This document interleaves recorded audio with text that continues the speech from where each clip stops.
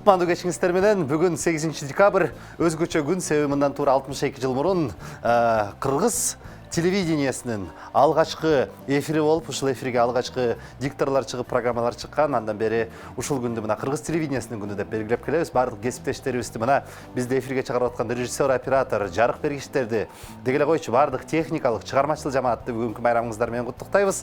Ушул бүгүнкү эфирибиздин иш күндүн кечинин башкы демөөрчүсү Имарат прогресс курулуш компаниясы. Имарат прогресс курулуш компаниясы өлкөбүздө 24 жылдан бери кызматын өтөп келаткан Имарат Групп холдингинин мүчөсү болот.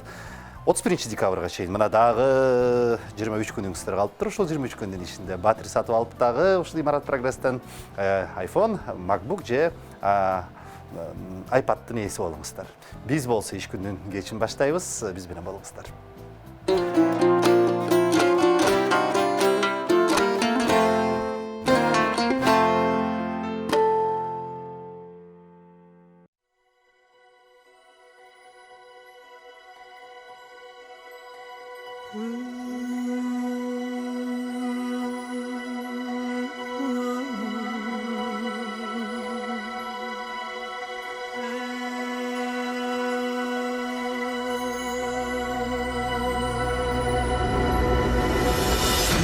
Тасы түгөл хан, түнің қыдыр дарыған, башқа тасы бары хам, башынан қыдыр дарыған, түрішкін дұшман оңдоғын, түнің құдай қолдоғын, түніп өткін жеріне, түпті чынар ұрынығын, басташқаны оңдоғын, башынан құдай қолдоғын, басып өткөн жерине батырман аз көк жалдым пазарлуу калла ордогон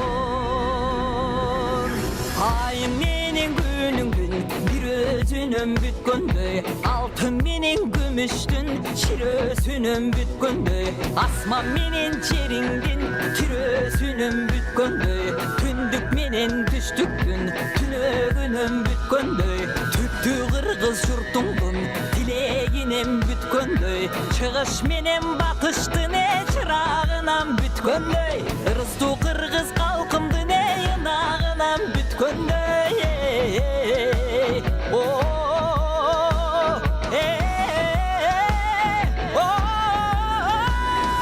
жараткан көкө теңирдин жалынан бүткөндөй аяламдын баарысы астын үстүн түшкөндөй айбатына манастын алды калың кара жер жерлигинен түткөндөй көктөн түшө калгандай көк жалманас баатырдын көркү күчтүң аргандай суудан чыга калгандай султан манас баатырдын сур күчтүң аргандай жер көтөргөн балбандай жер жайнаган кол келсе жетигин гана манас кабылан жекеле сайып алганда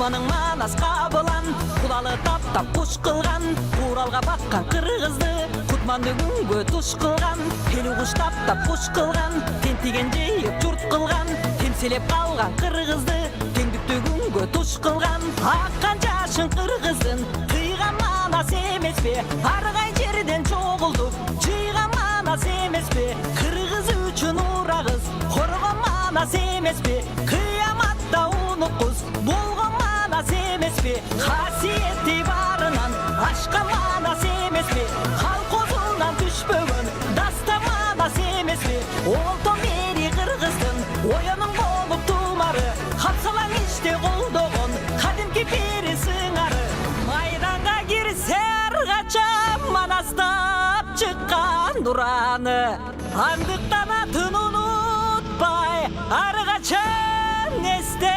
батуралыңы.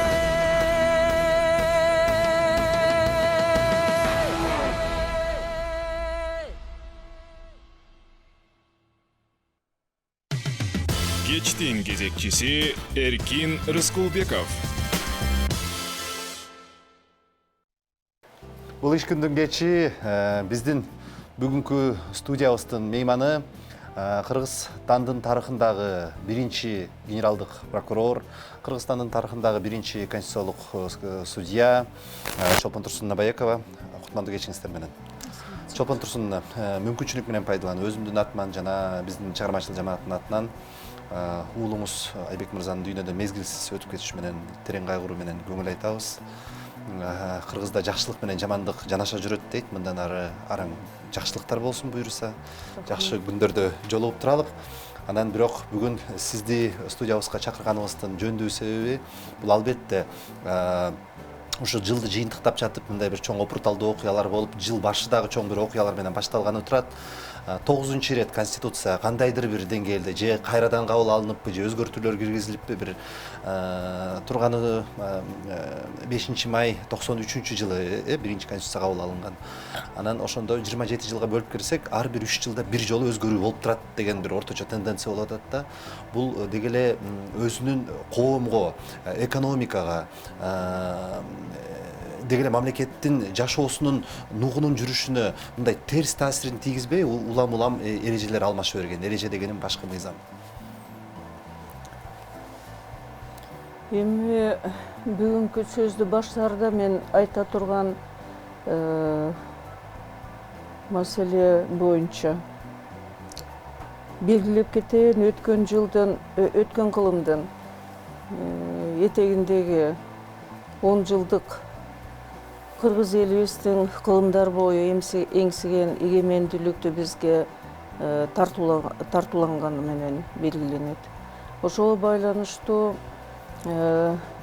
90-чу жылдын башында легендарлуу парламент иштеди, эсиңиздердир. Жаш балдар, ал мезгилдеги төрөлүү элек балдар бүгүн бойго жетип калыптыр. Бешиктеги балдар мында сиздей болуп бел байлап элдин башына түшкөн маселелерди талкууга мени мында чакырып атасыңар. Мен ошол тууралуу кичине сөз айтып кетейин, эгерде туура көрсөңөр. Эгемендиктүүлүктү тартуулаган 30 жылдыктын башы болду да ошол. Акыркы 10 жылдык 90-чу жылдары. Ал бардыгыбызга белгилүү 70 жылга жакын доор сүргөн Совет Союзу кулады дагы.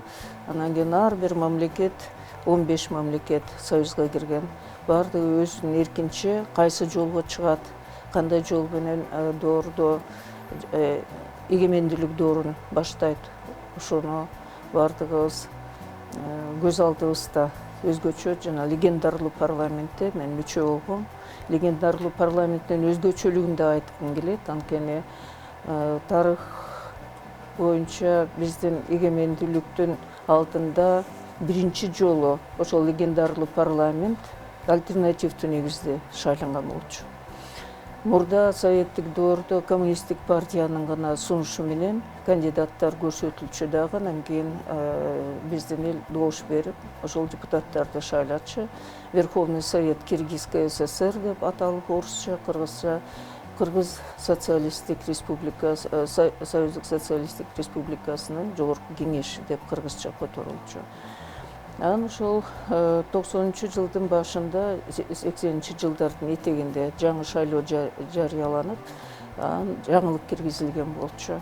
Коммунисттик партия көрсөткөн кандидатуралардан тышкары эл тарабынан дагы алар каалаган өздөрүнүн сунуштаганга мүмкүнчүлүк берген болчу. Эми аны баягы жалпы элдин чогулушунда эмес, эмгектик коллективдер деп койчу. Заводдор, фабрикалар, колхоз, совхоздордон ошолордон коллектив чогулуп алып, өздөрү каалаган кандидатураны көрсөтүшчү. Мен болсо легендарный парламентке ошол Ысык көлдө иштеп кеткем. Шаарга кеткенден кийин Пржевальский электротехнический завод деген болгон. Ошол заводдун коллективи мени сунуштаган болчу депутаттыкка. Коммунисттик партиянын депутаты менен көрсөткөн кандидатурасы менен мен дагы бирге тең тайлашып чыгып, ошол шайлоодон өтүп анан келген болчумун. Анан легендарлуу парламентке келгенде мурдагы парламенттерден айырмалуу бул жерде элдин үнү кадимкидей угула баштады да. Мен болсо өзүм коммунист болгону менен, бирок элдин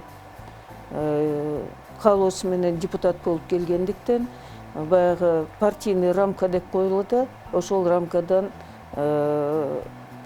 кысылган жокмун. Элдин эрки менен шайлангандан кийин элдин алдына чыгып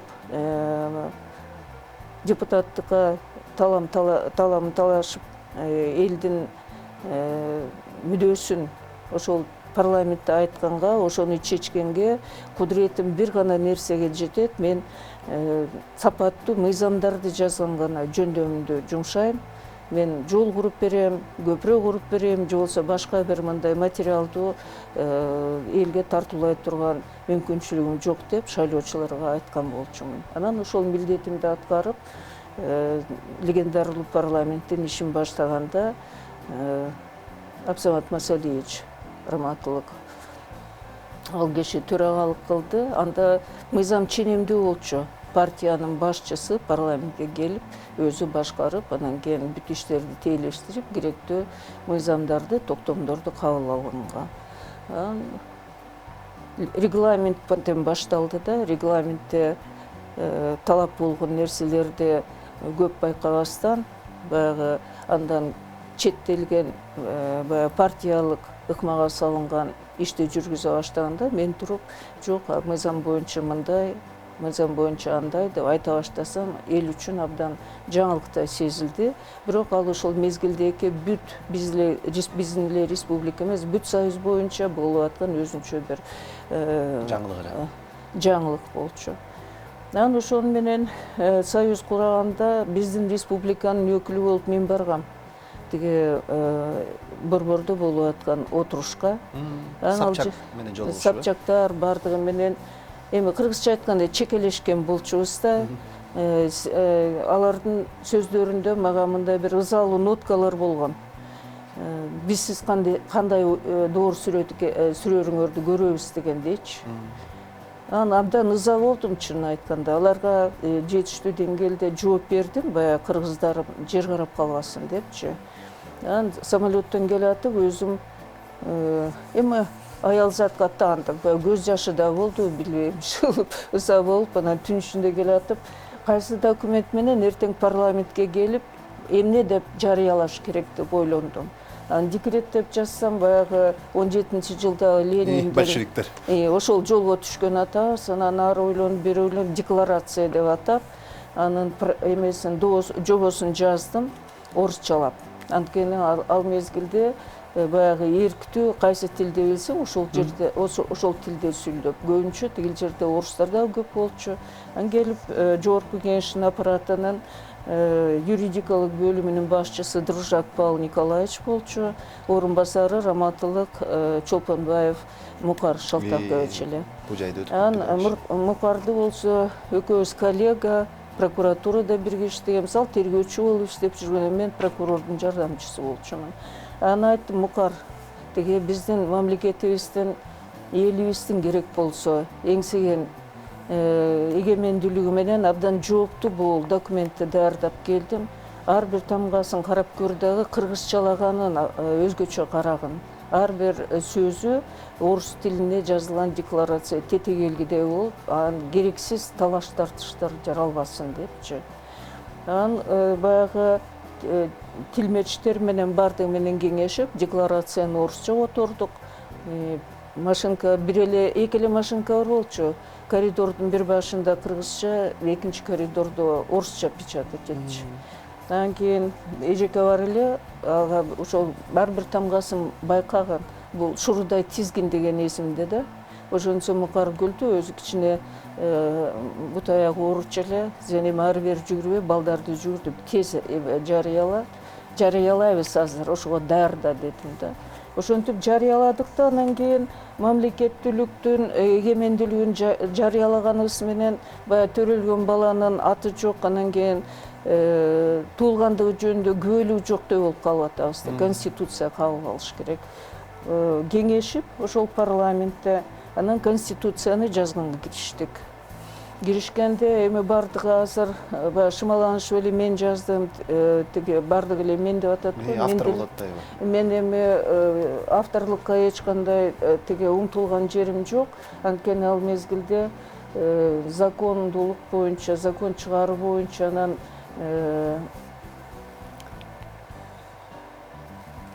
укук коргоо органдарды тейлештирүү туруктуу комиссия деп койчу, азыр комитет деп атышпайбы, ошонун башчысы болчумун. Анан жоопкерчиликтин баардыгы ошол комиссияга жүктөлүп атат дагы, негизи ошол депутаттардын чөйрөсүнөн өзүнчө комиссия түзүлдү. Анан баардыгы ачык иштелген, ким кандай ойду кайсы жерден эл менен жолукканда, анткени депутаттар сессияга келгенде өздөрүнүн жумуш ордунан келишчү. Азыркыдай айлык алып туруктуу отурчу эмеспиз да. Анан кийин сессия бүткөндөн кийин тийиштүү мыйзам токтомдорду кабыл алгандан кийин кайра өзүнүн жумуш ордуна барып иштеп уланта беришчи кийинки сессияга чейин. Ошол мезгилде алар өздөрүнүн шайлоочулары менен да жолугушуп, алар тарапка ошол сессияда кандай иштер болуп атат, кандай мазмундагы мыйзамдар, токтомдор кабыл алып атат, ошол тууралуу толугу менен отчет беришчи дагы. Бул жолу болсо ошол жаңы жазылып аткан конституция кимдин кандай сунушу бар, алар жерлерден жанагы тиги өрөөндө чогулт кандай кылып алып келишкен да. Анан ол элдин чыныгы катышуусу болгон ошондо. Анткени азыркыдай жана комиссия отуруп алып эле бири-бири менен талашып атат, элге анчалык эме түшүнүксүз да болуп атат да. Жөнөкөй карапайым тиги алыскы райондордон баштап бул борбордо жашаган кыргыз эле эл эмес, орус элине дагы башка тилдүү элдерге да түшүнүксүз болуп атат. Анткени талаш тартыштардын көбү кыргызча болуп атат да. Анан өз ара бири-бири менен талашып атат. Бирөө курултайды киргизем, жок жогорку кеңеш туура эмес иштеп атат. Тилди ары бери жээрип атышат, светтик тил тууралуу маселени көтөрүп атышат. Иши баргандай талаштар болуп атат. Анда болсо ошол проектти түзгөндө долбоордо жогорку кеңеште чечилген комиссия даярдаган. Анан сунуштардын бардыгы ошол жаңы шуруп тизгенде эле ошого баланча статья боюнча момундай сунуш, момундай маселени карагыла деп атат, түгөнчө маселени карагыла деп, ошонун баардыгы токтолуп, анан юротдел аркылуу биздин комиссияга берилчи. Биз болсо формулировкасын карачубуз. Конституциялык укуктук формулировка деген болот. Эгерде биз туура стандарттардын баягы рамкасына киргизбесек, жанагы айткан сөзүбүз ал мыйзамдуу мазмунун түгөтүп коет да, анан кийин өзгөрүлүп калышы да мүмкүн. Ошол ишти бүтүрдүк да, анан 5 май 93-жылы конституцияны жогорку кеңеш кабыл алган болчу. Ошондо 2 жылга жакын иш жүргүзүлүп. 2 жылдан ашык. 3 жылга жакын. 3 жылга жакын. Аны кийин бардыгы тиги өзгөчө жана 10-жылда конституция тууралуу бир мезгилде талпынып барып ак үйдөн кеп салсам, аппараттын жетекчиси мындай бир какшыктагансып айтты да, силердин 3 жыл жазган конституцияңарбы депчи. Анан мен күлүп айттым, 3 жыл конституцияны биз чынында топчудай тизип, шурудай тиги сулуулап, кооздоп дедим, кооздоп жазганбыз. Азыркыдай шашып пушуп тиги күтүүсүз конок келе калганда жанагы биздин апалар каламаны ары бери кактап, анан кийин конокторду тосчу эле ошондой кылган жерибиз жок да депчи. Эмне шашылышы бар эле мынчалык тиги берке туңгуч конституциябызды четке кагып коюп, анан кийин жаңысын кабыл алганга десем, иши кылып сүйлөшкүлөрү келбегенин мен сездим да, анан кийин баягы далысын салып койгон киши менен кантип сүйлөшүүгө мүмкүн. Бул кызыктуу тенденция экен да, Чолпон Турсуновна. Биринчи конституция 3 жыл жазылса, экинчини мына апрель инкылабынан баштап июнга чейин бир 3 ай дейличи мейли. 3 ай жазса, бул жолкусун 3 жумада эле даярдап койду. Анда кийинкиси бир 3 күндө эле келе турган болуп калат. Ошол даярдаганына дагы мен абдан эме болуп атам, анткени мыйзамдуулукту көздөбөй атышат да. Мыйзамдуу даярдады деп айтыш үчүн ошол эле тиги конституциянын камын көрүп аткан жогорку кеңеш, анан кийин башка мамлекеттин жетекчилери ошол закондуу жолдо болушун бүт дүйнө жүзү күтүп атат. Правовое поле деп атпайбы? Закондуу жолго чыккыла, закондуу аймакка киргиле деп атат бизди. Азыркы мезгилде баарды күтүп атышат, кыргыздар эмне болор экен депчи. Бирок бир мыйзамдуу жолго түшө албай атабыз. Мыйзамдуу жолго түшпөгөнүбүз ошол жана комиссияны ачык айкын баланча кирет, баланчанын моундай жөндөмү бар, мунун билими бар, бул турмушту көргөн деген характеристикалар менен бүт биздин кыргыздын тарыхын да билген. Анан кийин укукту да терең түшүнгөн. Анан кийин ошол айтылган сунуштарды укуктук рамкага киргизип, ошону деген татнакалык конституцияда жаза турган мүмкүнчүлүгү бар кесипкөй кишилерди алыш керек эле да. Биз кимди көрүп атабыз? Бирөө атаңдын башы чыгып кет, сени атып салыш керек деген. Аны айтпаңыз эми, мен аларды кайталап отурбайм. Мен айтайын дегеним, бул конституция, мына биринчи конституция. Мен ар дайым баягы күнү Нарынаев менен жолукканда да айтып элем, молдо Куранын колтуктап чыккандай, мен дагы кайсы кандай окуя болбосун, эгерде мамлекеттик деңгээлде же болбосо силерде официалдуу түрдө жолугуша турган жолугушуулар болсо, атайы көтөрүп алам, анткени бул конституциялар тууралуу сөзсүз кеп болорун мен сезип турам да. Эми бул конституцияны 10-жылы жаңыртып, мурдагыдай жамаган эмес, жаңы конституцияны сунуш кылышты да. Бирок аны кабыл алып атканда, бул конституциянын үөнү, катасы эмнеде? Кайсы жери азыркы мезгилде иштебей калды 10-жылда? Анан кийин эмне үчүн биз муну четке кагышыбыз керек? Элге түшүнүктүү түшүндүрмө берген жок. Ал тууралуу сөз да болгон жок. Керексиз бир буюмдай гана ыргытып жиберишти дагы, анан кийин бул конституцияны кабыл алды. Эми бул конституциянын өзгөчөлүгүн айтайын. Биз 3 жыл жазган себебибиз бүт дүйнө жүзүндөгү болгон тажрыйбанын бардыгын эске алдык. Ошол кездеги Американы, Европаны, бул биздин мурда бирге союзда болгон мамлекеттердин да кадамдары менен кандай биздин кадамыбыз туура болуп атабы жокпу деп, анткени союз бүлүнгөнү менен биз кол кармашып эле ушунгө чейин окат кылып келатабыз да, мамлекет катары. Бири-бирибизди тиги атаандашышыбыз мүмкүн, бирок чыныгы баягы бир туугандык мамилебиз жоюлган жок. Анан ошонун бардыгын тескеп, дүйнөлүк мамлекеттик курулуш стандарттары бар.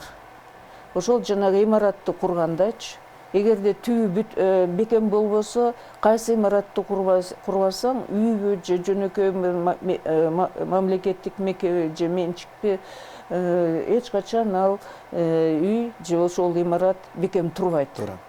Ошон үчүн биздин мамлекеттүүлүктүн фундаменти десем, фундаменталдуу мыйзамы ошол конституция. Бул жерде биздин мамлекет демократиялык жолго чыгып атабыз дегени белгиленген, эгемендүүлүккө элибиз эл ээ. Ошондой эле мамлекеттик бийликтин булагы эл болуп эсептелет деп ачык айкын даана көрсөтүлгөн бул конституцияда. Жана конституциянын гаранты президент деп жазылган. Бул жерде анан кийин кандай государственное устройство дейт, кандай мамлекеттик курулуш болуп атат бизде. Ал жерде кадимкидей көрсөтүлгөн президент гарант болуп эсептелет, кепил, конституция.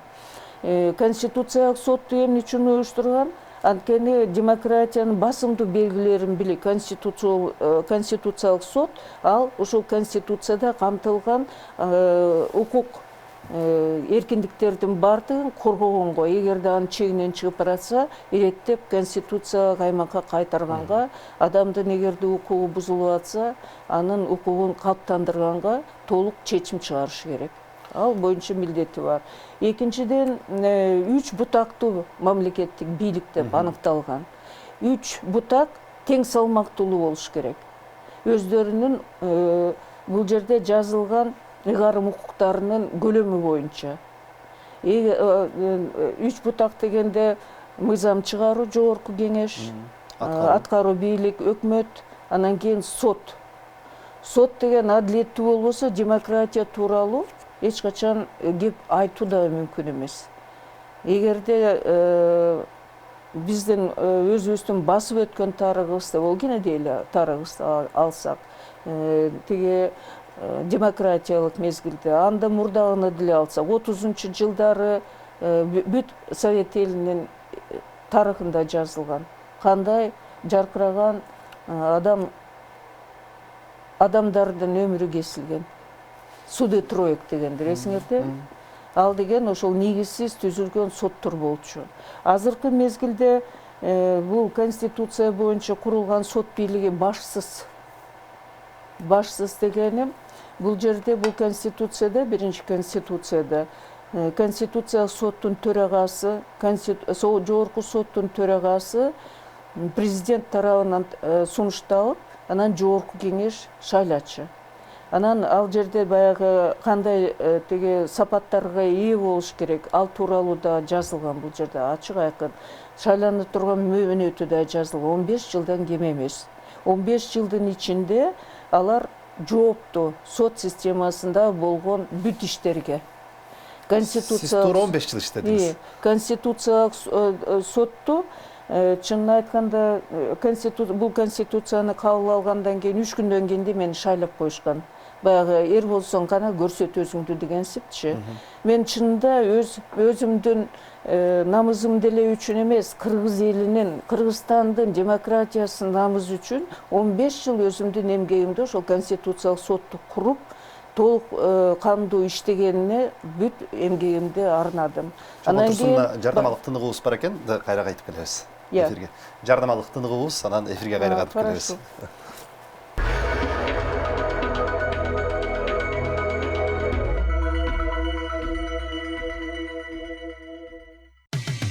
Кечтин кезекчиси Эркин Рыскулбеков.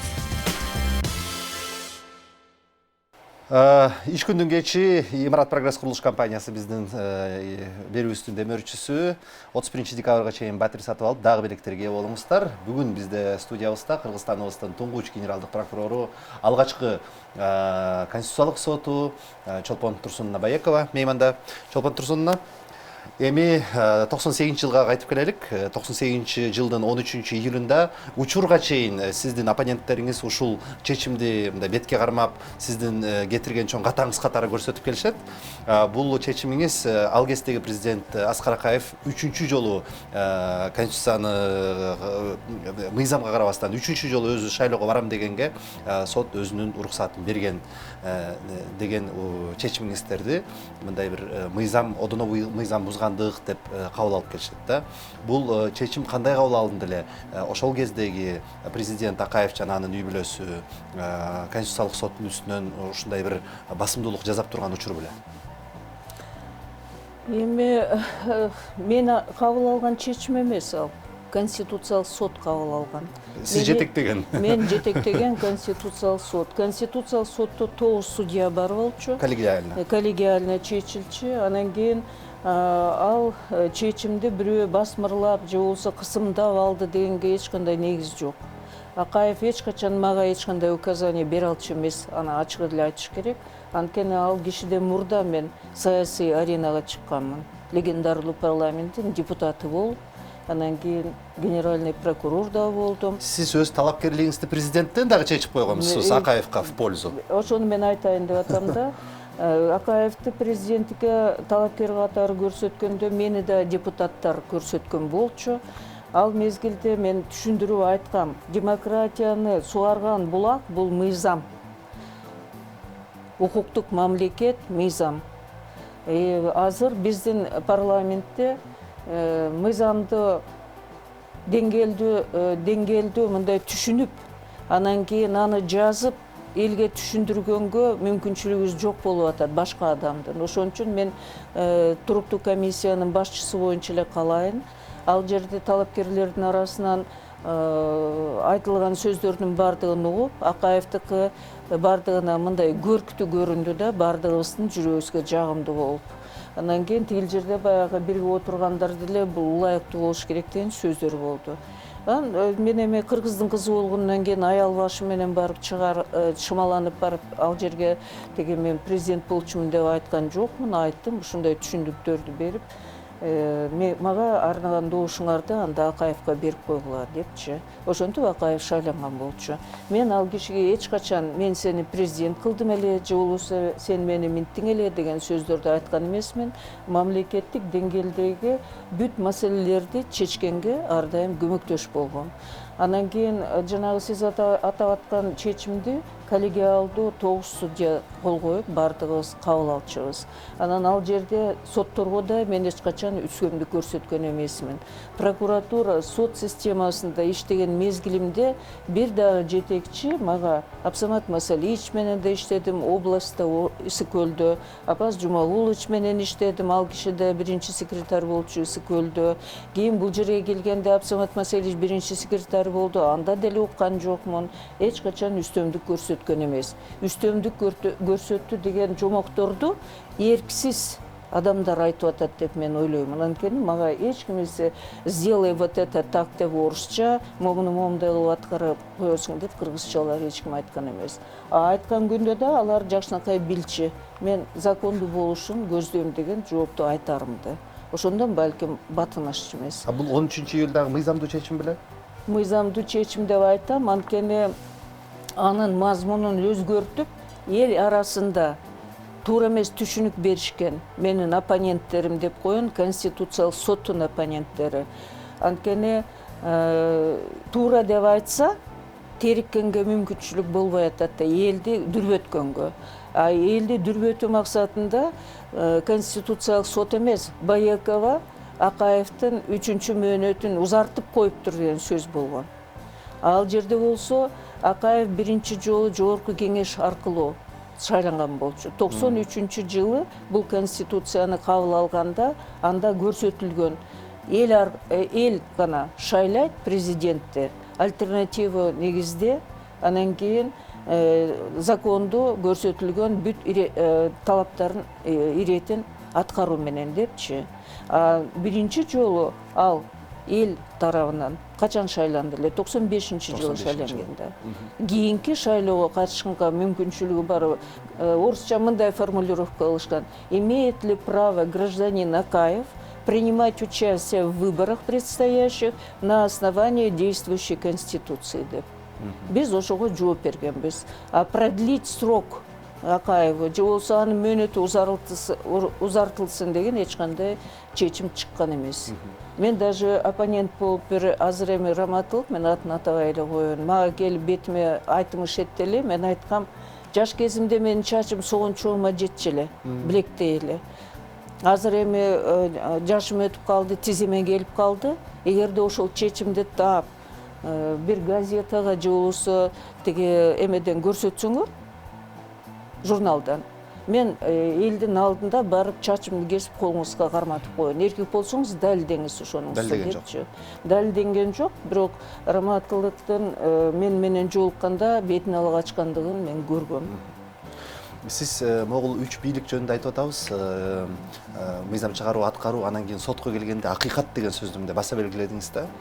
Бирок балким сиздин заманыңыздагы, сиздин курактагы инсандар сотто акыйкат деген айтуу мындай өзүнүн себеби бардыр. Бирок биздин курагыбыздагы балдар, кыздар азыркы сотто акыйкат деп айтуудан алыспыз. Муну дагы моюнга алышыбыз керек да. Туура, эми мен чынын айтайын, эшикке чыкканда эле бетимди жапчы болдум. Азыр жакшы, жана грипп менен тиги бет капка тагып алабыз. Жакында эле мына тиги эмеге тиш докторго кайрылсам, пальтом кийип атканда бет кабымды ала коюп турмун. Ал мени этекте бир аял ноокаттан келиптир, этеги менен жабышты да, сенин сотторуң, сенин прокурорлоруң дейт. Сизди күнөөлөп атат. Анан айттым, эми сиз кечирип коюңуз, жашым мен курактуу элекен, мен сиздей эле пенсионермин азыр. Сотторду, прокурорлорду чөнтөгүмө салып алган жокмун деп, арыз арманын уксам, эми адилетсиздиги кадимкидей көрүнүп турат. Ага мындай өзгөчө билимдин деле керекчилиги жок. Качан жоголду ошол акыйкаттык? Эмне себеп болду? Ал акыйкаттыкты мен ачык эле айтып коеюн, демократиялык чапанды тескери кийип алышып, эгемендүүлүк, анан кийин көз карандысыздык деген бар эмеспи? Ошол акыркы сөздү терезесinin бардығына сырт жағына қаптап қойып, ичинен өздерінің білгенін атқарып атышпайбы. Азыр өзімді өзім білем, өтігімді төргілем деген заман болып қалғаны мен қадымкідей эле сезіп атам. Мисал кылып айтайын, соттук коллегия жогорку сотто. Илгери совет дорунда иштеген дагы судьялар азыркылары деле унчукпай карап атышат. 3 судья токтомду жогорку соттун атынан чыгарып атышат. Төмен жагына жазып атат, соттук коллегия мындай курамда, момундай ишти карады да, момундай чечим бүтүм чыгарды деп. Этегине жазып атат, ал чечими кабыл алган арызданууга жатпайт депчи кайра. Акыркы чечим болуп атат. Совет дорунда деле андан кийин бул конституция негизинде доор сүргөндө тиги жогорку сот. Бул жерде ачык айкын жазылган. Жогорку сот бийлик эң жогорку соттук бийликти ишке ашырат дагы, андан кийин өзүнүн ишин жүргүзүүдө соттук коллегия, президиум деген структураларды түзөт деп. Бул конституцияда ал жок. Тигилер болсо баягы эски машинени жаңы тетиктер келгенине карабастан эле баягы эски боюнча эле иштеп атышат. Анан адилеттүүлүктү издегенге элдин мүмкүнчүлүгү жок болуп атат. Анткени жогорку соттун ордунда эгерде бул конституцияны алсак 10-жылдагы, анын негизинде бүт жогорку сот отуруп алып кеңешип акыркы чечимди чыгарыш керек. Азыр болсо 3 сот жогорку соттун атынан чыгарып атат да, тигил үчөөнүн чечимин арызданып, тиги чындыкты деп коелу, адилеттүүлүктү, закондуулукту издей турган инстанцияны жоюп салышкан. Чопон Турсуновна, илгери конституциялык сот деп аталар эле, сиз жетектеп келгенде, кийин конституциялык палата болуп калды. Калп айтпасам, экөөнүн айырмачылыгы эмнеде? Эми конституционный сутту жойгондун себептерин эч ким ачык айкын элге түшүндүргөн жок. Эмне үчүн жагымсыз болуп калганын, биздин демократиялык Кыргызстанга эгемендүүлүк. Эгерде бардыгын салыштырып карап көрсөңөр, жаңы алынган конституция менен бул конституцияны. Жаңы дегенибиз 10-жыл. Мына 10-жыл. Бул 93-жылкы четке кагылып калганы. Муну менен кошо конституциялык сотту да тарыхка жөнөтүп коюшпадыбы. Себеби бул конституцияда конституциялык сот президенттик орунга отургандыгынын конституцияга ылайыктуулугун чечкенге толук компетенциясы бар болчу, ыйгарым укуктары. Ал конституциялык соттон тиги кутулгандан кийин ал тууралуу эч ким маселе кое албайт конституциялык палатанын алдында. Анткени бул жерде андай ыйгарым жок. Ал бир. Экинчиден, конституционный суд өзүнчө имаратта өзүнүн аппараты бар, өзүнүн бюджети бар, өзүнчө ошол конституциянын аймагындагы болуп аткан иштерди чегинен чыгып кетпесин деп тейлештирсе, азыр болсо тиги жогорку при Верховном суде, жогорку кеңештин жогорку соттун алдында деп атышпайбы, конституциялык палатаны. Экөөнүн ортосунда эч кандай бирине бири баш ийүү жолдору жок. Процессуальная подчиненности андай жок. Анткени жогорку сот ГПК, УПКлардын уголовно-процессуальный, гражданско-процессуальный кодекс деген бар. Ошолордун негизинде иш аткарат. Конституциялык палата ал кодекстерди колдонбойт, өзүнүн эрежелери бар. Конституциялык соттун да өзүнчө закон о конституционном судопроизводстве деген болчу. Ошонун негизинде эметишчи. Экөөнүн эки бөлөк аппараттары бар. Экөөнүн бөлөк жетекчилери бар. Конституциялык сот менен конституциялык жогорку соттун ортосунда эч кандай мындай бири-бирине баш ийүү эмелери жок, жол жобосу. Ошону менен эмнеге салыштырсам эми жана чоркок аялдын курама төшөгү болот го, ошого бир бучкакта келип эле эч бир жараксыз нерсени илип койгондой болуп атат да. Баягы орустар жакшы сөз бар эмеспи? История не признает сослагательных наклонений депчи, бирок ага карабастан. Эгер ошол 10-жылы конституциялык палата эмес, конституциялык сот болуп турган учурда, жанагы президенттин легитимдүүлүгүн баа берип турган учурда, өткөн мезгилдин президенти Роза Исаковнанын легитимдүүлүгү конституциялык сот аркылуу кабыл алуу болушу мүмкүн беле? Анткени бул конституциянын негизинде альтернативалуу бул деле конституция боюнча альтернатива шайлоо болгон эмес да. Добуш бердиңиз, мен шайлоого барган эмесмин. Биз ошондо конституцияны кабыл алабыз деген добуш бергенбиз, анан убактылуу өкмөттүн. Кептин баары ошондо да. А эгерде бул конституция күчүндө болсо, сизби же башка бир биздин мамлекеттин инсаныбы же тиги коомдук уюму барып туура отурабы, тигил жерде жокпу, ал тиги отургучтун түздүгүндө эмес, конституция жооп береби же жокпу, ошол тууралуу кеп салынга мүмкүн болчу. Анан чечим да чыгышы мүмкүн болчу.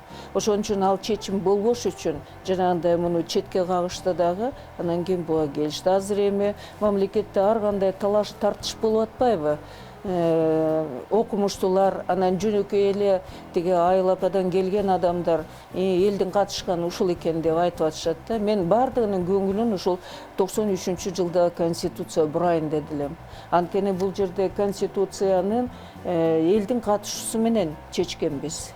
Анткени жер-жерден баягы айтып атпаймынбы, тиги топташты тергендей кылып барды алып келип туруп жогорку кеңешке өткөрүп, анан кийин ал жерде ошол тиги конституциялык тиги укуктук рамкаларга, ошол формулировкалар менен, ошол сөздөр менен керек болсо, тамгаларын дагы тиги үтүк точкаларын өз ордуна коюп жазганга аракеттенгенбиз. Президент гарант, Конституциялык сот бул жерде бекитилген укуктарды конституциялык, анан кийин эркиндиктердин баардыгын коргоочу орган бар болчу, гарант болгончу. Андан тышкары үч бийлик тең салмактуу болчу. Прокуратуранын өзү орду бар болчу. Азыр прокуратураны да жулмалап атышпайбы? Ал мезгилде да аракет болгон, Американы туурап Министерство юстиция кошуш керек депчи. Ошондо прокуратуранын илгертен мындай аты бар болчу, Россия менен бирге бир мамлекет болуп турганда Око государева деп койчу. Государь эң бийликте мамлекеттин башчысынын көзү дегендей да. Анткени жана мыйзамдуулукка көзөмөл жүргүзүшү керек.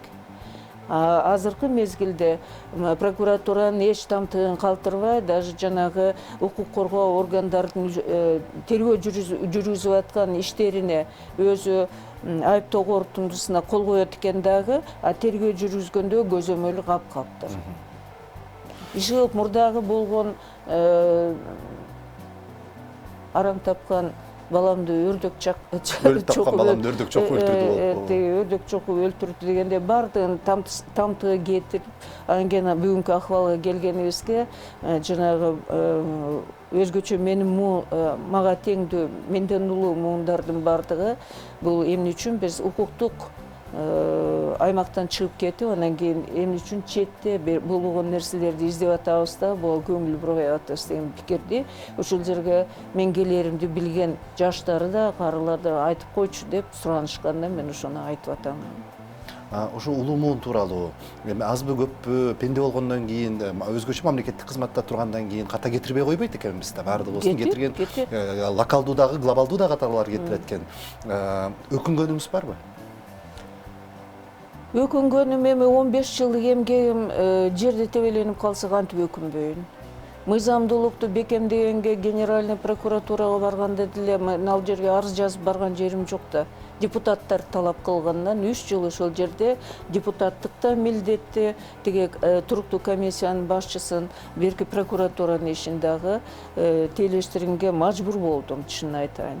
Ошон үчүн эми маңдайыма жазып койгон экен, аял башым менен ошого шымаланып киришип, биздин элибиз, жерибиз деп, келечек деп, ошонун баардыгын бел байлап иштеген болчумун. Анан өкүнө турган нерсем ошол эле, эми баягы өзүмө тийиштүү өкүнүчтөр, баягы өзүмдүн жоготууларыма жетпей калган балким бир эңселөргө, аларга мен эч кимдин көңүлүн да бургум келбейт. Азыркы мезгилдеги закондуулуктун акыбалын көрүп өкүнөм.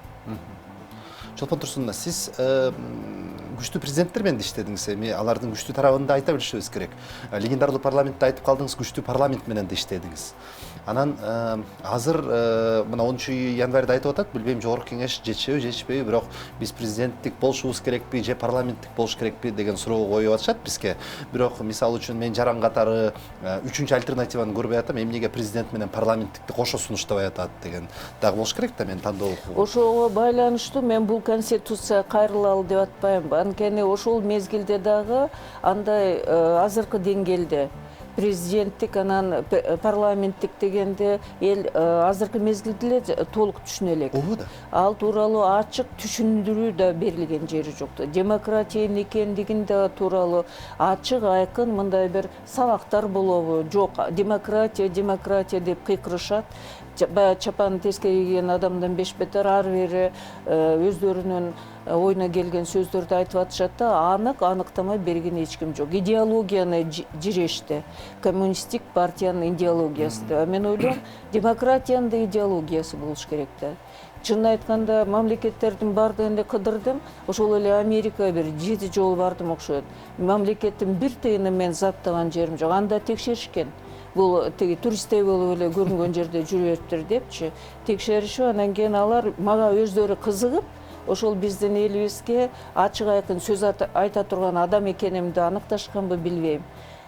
Аны айтышчу, мадам Боекова, вы хотите приехать? Же болбосо, госпожа Боекова, вы хотите приехать? Мы хотим показать деп. Болуптур, мен айтчумун, биздин мамлекет жаш, бюджетибиз чакан.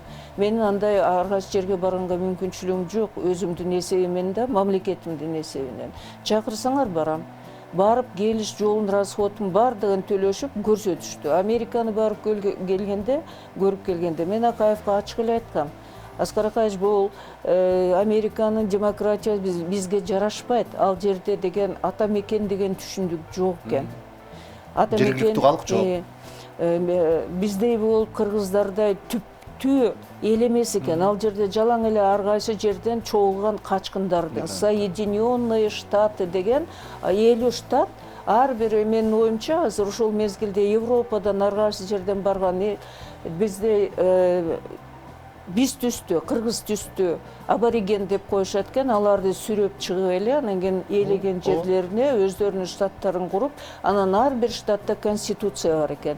Биринчи оштук баягы кагылыштар болуп, Раматылык Сыдыков, Батырали Сыдыковичу көбүстү депутаттар жиберишкен, башка ошол комиссиялардын мүчөсү кылып, барып элди тындырып келди түштүккө депчи. Эсиңердедир, силер анда кичинекей кезиңер. Анан кийин ошондо абдан курч маселелер турганда, эки улуттун өкүлдөрү баштаган аны. Анан кийин ошондо баратып Батырали Сыдыковичке айттым, Батырали Сыдыкович, сүйлөшүп алалы, биз экөөбүз эми баштоо болуп бараткандан кийин сиз өзбек туугандары менен сүйлөшүңүз, алардын тилин жакшы билесиз, мен кыргыздар менен сүйлөшөйүн депчи. Анан ошондо бир американец келип мага айтып атпайбы, госпожа Боекова, может, они хотят автономию, дейт, ошту. Ишил мен билбейм, кандай бир энергия менен ошол ушунчалык кабамды бүркүп аны карап, эмне жөнүндө айтып атасың? О чём вы говорите деп турмун да. Кийин анысы көргөн да жокмун. Анткени жалаң иштер менен алышып эле, кээ бир убакта 2-3 саат эле уктаган мезгилдерде болгон. Түнү менен кагаздарды жазып чыгыш керек болчу.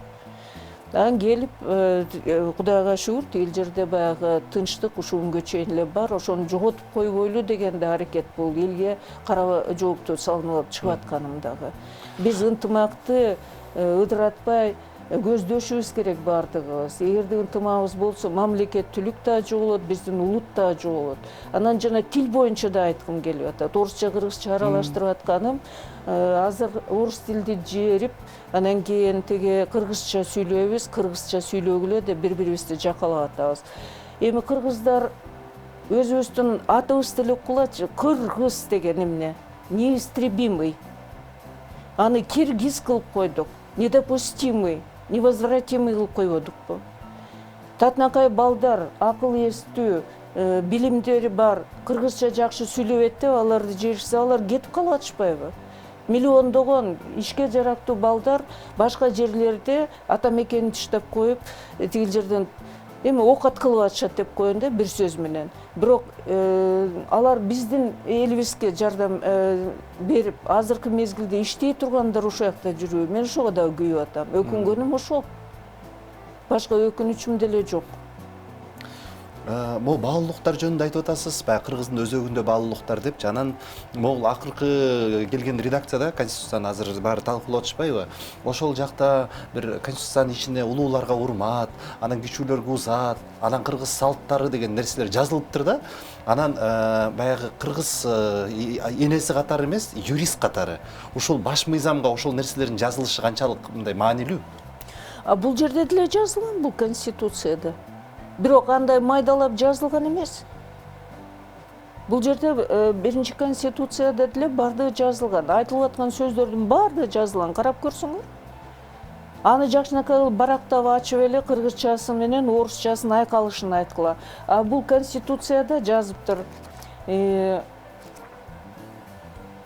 Президент тууралуу гаранты кетип калыптыр дагы. Анан кийин үч бийликтин биримдигин көрсөтөт. Элдин биримдигин көрсөтөт. Эмне менен көрсөтөт? Сөмөйү менен, көзү менен, башы мененби? Иши менен.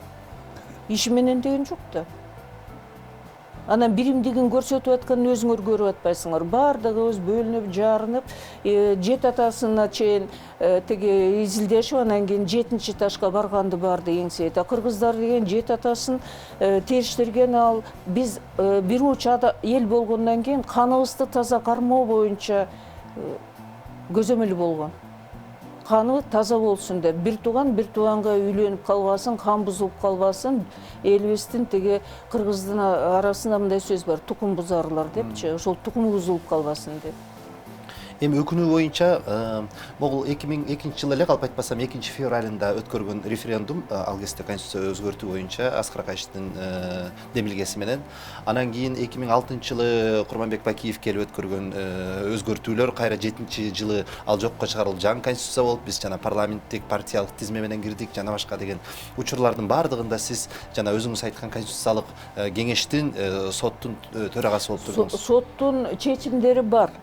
Бирок сот ал киргизип аткан өзгөрүүлөрдү талкуулабай, анын процедураларын гана карачубыз да. Сакталдыбы же жокпу депчи. Мазмуну боюнча тиги киргизилип аткан ошол сөздөр эң чоң конструкцияны бузбайбы же жокпу деп. Ал мындай сыяктуу да, бул имарат, анан кийин бул кирпичти алса, же бул кирпичти бири жабыштырып койсо болуп атат да. Жабыштырып койсо көркү бузулабы жокпу деп. Ошол тууралуу гана кеп болуп атат. Типтар менен өзгөргөн эмес. Жок, аны деген биз азыр мен сунуш кылат элем, бул конституция кайрылса, ошол жана киргизилген бүт өзгөрүүлөрдүн бардыгын алып салып эле. Жанагы тиги куштун түгүн жыдыткандай кылыпчы, 5 май 93-жылдагы кабыл алган конституциянын редакциясын негиз кылып алып, анан ошого 30 жыл болуп калды да, мына 1-2 жылдан кийин 30 жыл болуп атат да. Ошол 29 жыл болуп калды, 30 жыл болуп калды почти.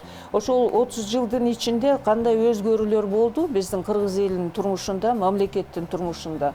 Анан ошол өзгөрүүлөрдүн бул конституцияда орун албай калгандарына орунду таап эле, анан кийин муну кабыл алып койсо, бардыгыбыз жайма-жай отуруп калган атабыз да. Бир, экинчиден бүт дүйнө жүзү кыргыздар мына конституциясын алып тынды. Булар менен иштегенге, мамиле түзгөнгө жол түзүлөт эле да. Азыр бардыгыбыз отурабыз, вокзалда отургандай болуп. Жана Венеция комиссиясынын сунуштарын укпай коюу бул бир эл аралык абройду түшүрүүбү?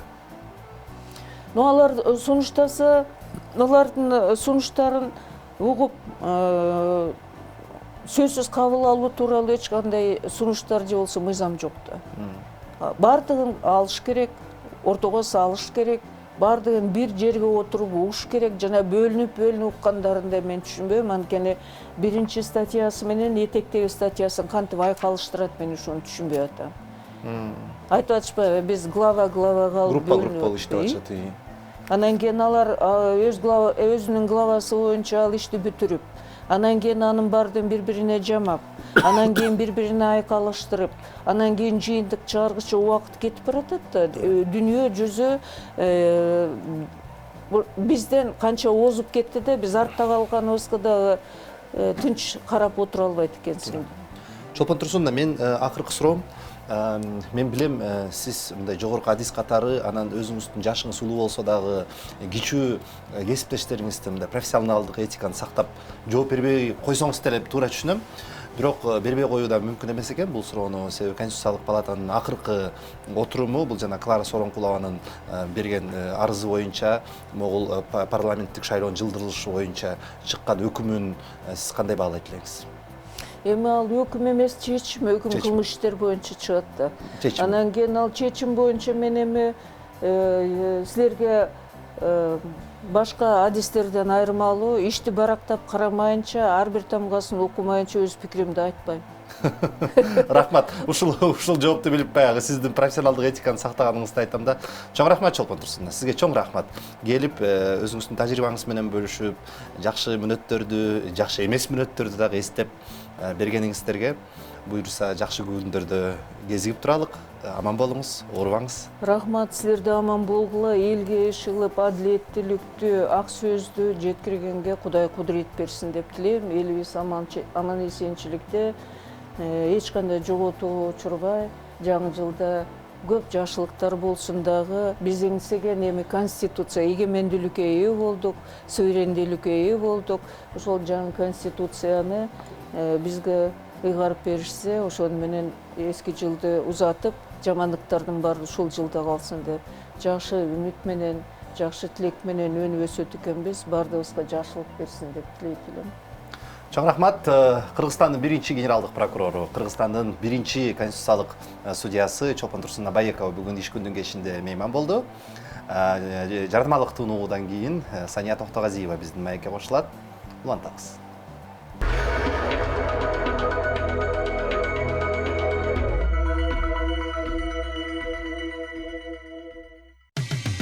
Кечтин кезекчиси Эркин Рыскулбеков. Имарат Прогресс курулуш компаниясы биздин берүүбүздүн башкы демөөрчүсү. Имарат Прогресс өлкөбүздө 24 жылдан бери өзүнүн тажрыйбасы менен бөлүшүп келаткан, имараттарды куруп келаткан Имарат Групп холдингинин мүчөсү. 31 декабрга чейин батир сатып алып, өзүңүздүн алмалуу байгеңизге ээ болуңуздар. Ал эми биз бүгүнкү студиябызга чакырган биринчи коногубуз өзүңүздөр күбө болдуңуздар, Кыргызстаныбыздын биринчи ген прокурору жана биринчи конституциялык судьясы Чолпон Турсуновна Байекова менен маектештик дагы. Мен кечээ өзүмдүн Twitter баракчама бүгүнкү кечебизди анонс кылып жатып, мен биринчи конституциялык судья жана Кудайым буйруса Кыргызстандын келечекте боло турган конституциялык судьясын чакырдым деп айттым элем. Оозума май болсун. Сания Токтогазиева. Саламатсызбы? Саламатсызбы. Чоң рахмат келип бергениңизге. Силерге рахмат. Конституциялык судьяны сотту башкар десе барасызбы бел байлап? Ну, азыркы палатага барбайт болчумун. Анткени ал жерде бирдеме өзгөртүүгө тилекке каршы азыр мүмкүнчүлүк жок экен да. Биз дагы күбө болбодукпу. Мурдагы жумада чыгарган ошо чечими мененчи тилекке каршы. Мен Чолпон Турсуновнага акыркы берген суроом ушул болду. Ушул сизге берген биринчи суроом болсун анда. Чындыгында Клара Сооронкулова реформа партиясынын лидери берген арызы боюнча конституциялык палата чыгарган чечими жок, бул жогорку кеңеш өзүнүн укуктарын созуп алгандыгысы жана парламенттик шайлоонун жылдырышы мыйзамдуу эле деген чечим кабыл алды. Анан сиз жок барбайт элемин деп атасыз. Чечимди сиз комментарий бере аласызбы? Себеби сизге чейинки кесиптешиңиз жок, бул профессионалдуу эмес деп койду да. Ооба, албетте бере алам. Негизги эле ошо 22 октябрда жогорку кеңеш мыйзамды кабыл алганда чоң ката кетирген да. Биринчи ирет алар өз ыйгарымдыктарын узартып алышты. Экинчиден мыйзам процесстерине стоп коюп коюшту да. И үчүнчү конституциялык реформаны баштап коюшту. Бул айтып кетсек, азыркы турган мезгилде конституцияга дал келбейт. Эмне үчүн? Анткени бизде бир жерде дагы конституцияда жазылган эмес. Депутаттар же жогорку кеңеш өзүнүн ыйгарым укуктарын узарта алат же болбосо шайлоо процесстерин токтото алат депчи. Буга эң негизгиси Конституциялык палатанын өзүнүн мурунку укуктук позициясы дагы дал келген да. Алар ошо 2019-жылы көптөгөн чечимдеринде айтып кеткен да, Конституция баардык ыйгарым укуктарды камтыйт. Ар кайсы президент болобу, жогорку кеңеш болобу жана ал ыйгарым укуктар башка ченемдик укуктук актылар менен кеңейте албайт деп. Өзүлөрү чыгарган чечими өзүнө өзү эле карама каршы болуп калды да. Эч жерде Конституцияда жазылган жок да. Ошо депутаттар өз ыйгарым укуктарын кеңейтип алат, узартып алат, шайлоо процесстерин токтото алат деген. Анан Венециялык комиссия мага дагы абдан чоң бир суроо туулат да. Эмне себептен алар Венециялык комиссияга кайрылышты? Эгерде алардын позициясын четке кагып салсын. Ким кайрылды? Өзү Конституциянын палатанын судьялары кайрылган. Венециялык комиссиянын алкагында ошондой амикус кюри деген процедура бар да. Алар ИБДны көрсөтүш үчүн эмеспи? Жок, ага деген мындай муктаждык деле жок болчу. Алар кайрылбай деле койсо болот болчу да. Өзүлөрү кайрылып алышып эле, анан кайта эле ошо Венециялык комиссиянын корутундусун четке кагып салбадыбы. Бул дагы ошо кандай логикага дал келбейт да.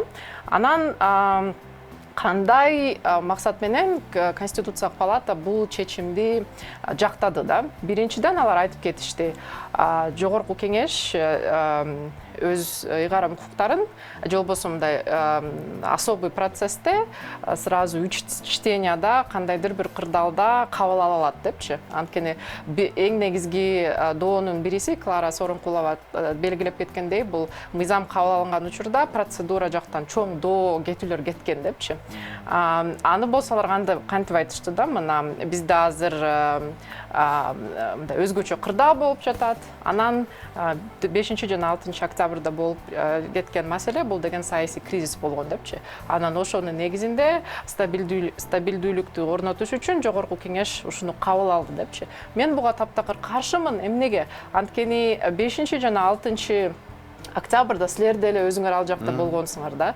Эң негизги элдин талабы эмнеде болгон? Бул өткөн шайлоону жокко чыгаруу жана жаңы кайра шайлоо өткөрүү. Ал жерде эч жерде конституциялык реформа кылгыла деген милдет жок болчу да. Жогорку кеңеш өзүнүн укугун узартып алат деген. Ошо да керек болсо азыркы ошо депутаттарга каршы чыкпадыбы.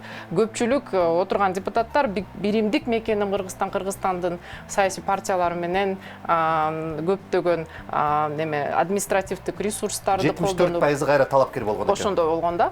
Анан ошол жерде адилеттүүлүк же болбосо стабилдүүлүктү орнотуу эмне болуп эсептелинмек? Кыргызстандын, жарандардын, биздин укугубуз деген чектелип калбадыбы? Кандай укугубуз? Бул деген шайлоо укугу. Шайлоо адилеттүү жана ачык айкын өткөн жок. Стабилдештирүү бул эмнени билдирмек? Кайта шайлоо өткөрүү. Булар болсо шайлоо өткөрмөк түгүл, өзүлөрү калып калышты. Биз дагы билбейбиз жогорку кеңеш канча учурга чейин калышат. Андан сырткары жаңы конституция бизге азыр таң улап жатат да. Анан кайсы жерде бул стабилдештирүү деген дагы чоң логикага жатпайт. Экинчиси чоң катачылык менин оюмча Конституциялык палата жактан бул өз чечиминде алар мынтип айтышты да, конституциялык реформа кылуу бул жөн эле жогорку кеңеш тарабынан намерение деп. Орусчасы бул аттануу да. Ниет да. Бирок биз буга юридикалык жактан баа бере албайбыз деп. Бул жерде жөн эле палата айтыш керек болчу. Азыркы 6-чакырылыштардын депутаттары азыркы конституция боюнча референдум чакыра алабы, конституциялык реформа кыла алабы деп. Бул жерде эч кандай саясий суроо эмес, бул укуктук суроо да. Албетте азыркы 6-чакырылыштын депутаттары ага ыйгарым укуктары жок. Эмнеге? Анткени 22 октябрдан кийин, 28 октябрдан кийин алардын ыйгарым укуктары официалдуу түрдө токтотулган. Азыр алар жөн эле бийликте вакуум болбош үчүн эле калган да. Бирок өз ыйгарым укуктарын фундаменталдуу жана чаралык кризистерге, ошо конституциялык реформа сыяктуу колдоно албайт. Буну дагы Венециялык комиссия өз корутундусунда айтып кетти да. Ошондуктан бул чечим тилекке каршы менин оюмча адилетсиз чечим болду. Конституциялык палата өзүнүн мурунку укуктук позициясына карама каршы келди. Анан Венециялык комиссияны дагы четке кагып коюшту да. Мен ушундай баа бермекмин. Ошол жерде жогорку кеңештен келген өкүл мындай бир акылга сыйбаган нерсени айтып атты. Азыр пандемия болуп аткандыгына байланыштуу деген бир. Ооба. Менин логикам эч жаткан жок да. Пандемия мындай парламенттик шайлоодо коронавирус жугуп, а президенттик шайлоодо жукпай калабы бул кандай? Туура. Алар дагы ошо же бул элди мазактагандагысыбы эмне бул? Билбейм да. Буну да Конституциялык палата өзүнүн чечиминде белгилеп кетти. Бизде азыр деген эмне чрезвычайная ситуация, бул кыргызча кандай болот? Өзгөчө кырдаал. Пандемиянын негизинде депчи.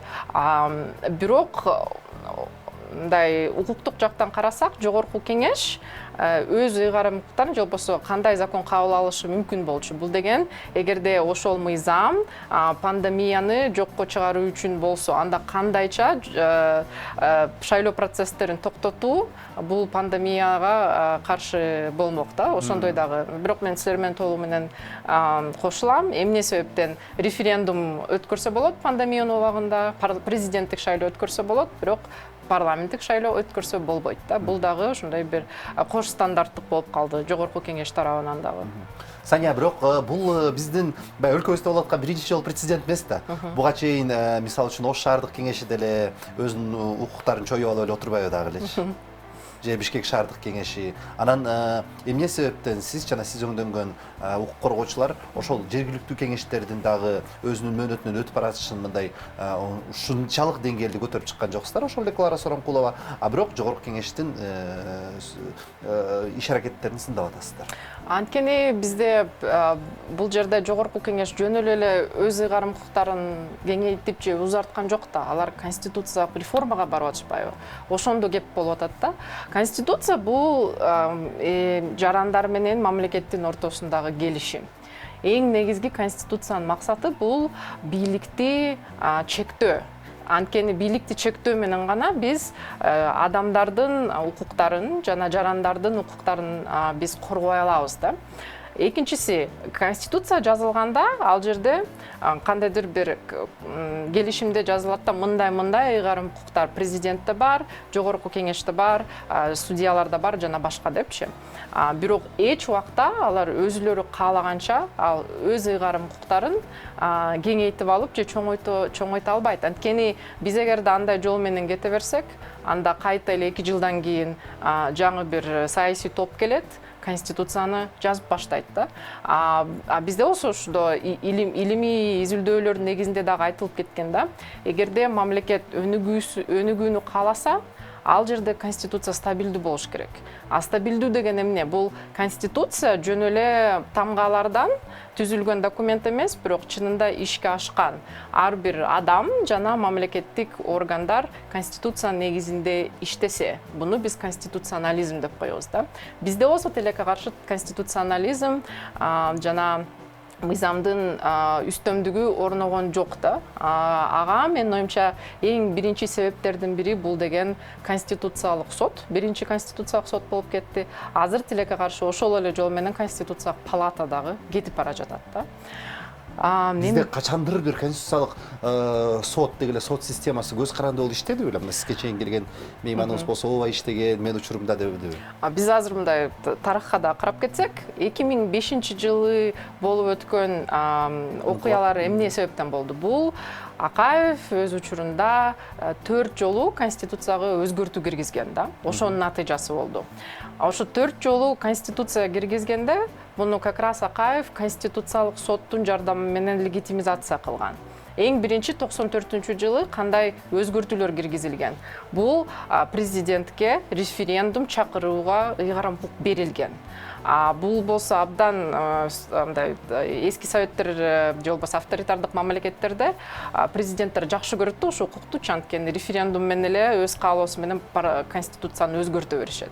93-жылы эң биринчи конституцияда андай ыйгарым укук Акаевде жок болчу. Конституциялык сот эмне кылды? Алар мындай кызык интерпретация кылганда, ал жерде көпчүлүк ыйгарым укуктар президент жана парламент жөнүндө болчу. Өзүнүн чечиминде парламент жөнүндө гана ыйгарым укуктарды анализдеп койду. Ой, бул жакшы, 2 палаттык парламент келатат жана башка деп, а президенттин ыйгарым укуктары боюнча вообще сүйлөгөн да жок. Анан ошо негизинде бул деген демократизацияга арналган эме чечим экен деп, аны ошо референдум менен конституциялык реформаны өткөзүү ишти. Экинчиси кандай чечим болгондо, Акаев 3-чү жолу кайта президенттик шайланууга зеленый свет берип коюшту. 13 июнь 98 жыл. Да, бул дагы. Анда дагы интерпретациясы кандай болгон. Биринчи жолу Акаев бул деген эл менен шайланган эмес, ошондуктан анын срогу деген мындай саналбайт. Ал кезде конституциябыз жок эле. Азыр болсо мына конституция менен жашайт. Да, бул болсо мындай кандайдыр бир формалдык түрдө интерпретация болгондо, бирок конституциянын духу боюнча эмес да. Мындай чараларды көп жолу өткөргөн. Анан ошонун негизинде кечке эле 4 жолу конституцияны алмаштырып атып, 2005 жылкы окуялар болду. Андан кийин 2010 жылы окуялар эмне себептен бойду? Кайта Бакиев өз ыйгарым укуктарын конституциялык реформа жана соттун жардамы менен кеңейтип алып, 2007 жылы бизде ошо биздин тарыхта, менин оюмча, эң мындай начар конституция болгон да. Ошол конституцияны дагы мына биздин конституциялык сот дагы мыйзамдаштырып берген. Шашпай турмуз эң начар деп. Дагы ошо азыркы учурга чейин. Эмне кылганда 2006 жылы силер билесиңерби, мындай чоң митинг болгон. Ошондо компромисстик конституция кабыл алынган болчу да. Анткени деген Бакиев башында президент болгондо ал деген убада берген. Биринчи рет мен реформа кылам, кайта ошо парламенттин ыйгарым укуктарын кеңейтем деп. Бирок өз убадасын аткарган жок. Туруп алды да, референдум кереги жок деп. Анан ошондо 2006 жылы октябрда чоң митингдин негизинде жаңы конституция кабыл алынган болчу. 2006 жылы. Анан 2007 жылы конституция жана легендарлуу сүрөт Роза Сааковна, Алмаз Шаршенович фужер кармап турган. Дал ошол конституция кабыл алынган. Анан ошо 2007 жылы январда конституциялык сот эмне кылды? Өзүнүн бир чечими менен 2006 жылкы конституцияны жокко чыгарып, 93 жылкы конституцияны кайтарып келбедиби? Элестеттик эле. Бул бир дагы мамлекетте сот өз чечими менен конституцияны аннулировать эткен болгон эмес да. Анан биз кантип конституционализм жөнүндө сүйлөй алабыз, эгерде конституциянын бирден бир укуктуу орган, аны коргоо орган ушинтип жатса да. Анан ошо 93 жылкы конституцияны алып келишти. Ошо Акаевдин конституциясына үстүнө Бакиевдин немесин поправкаларын киргизип 2007 жылы бизге ошо биздин тарыхтагы эң начар конституция кабыл алынган. Бунун баардыгы конституциялык соттун жардамы менен болбоду. Анан ошо негизинде бизде жарнамалык тыныгыбыз бар экен, улан табылса.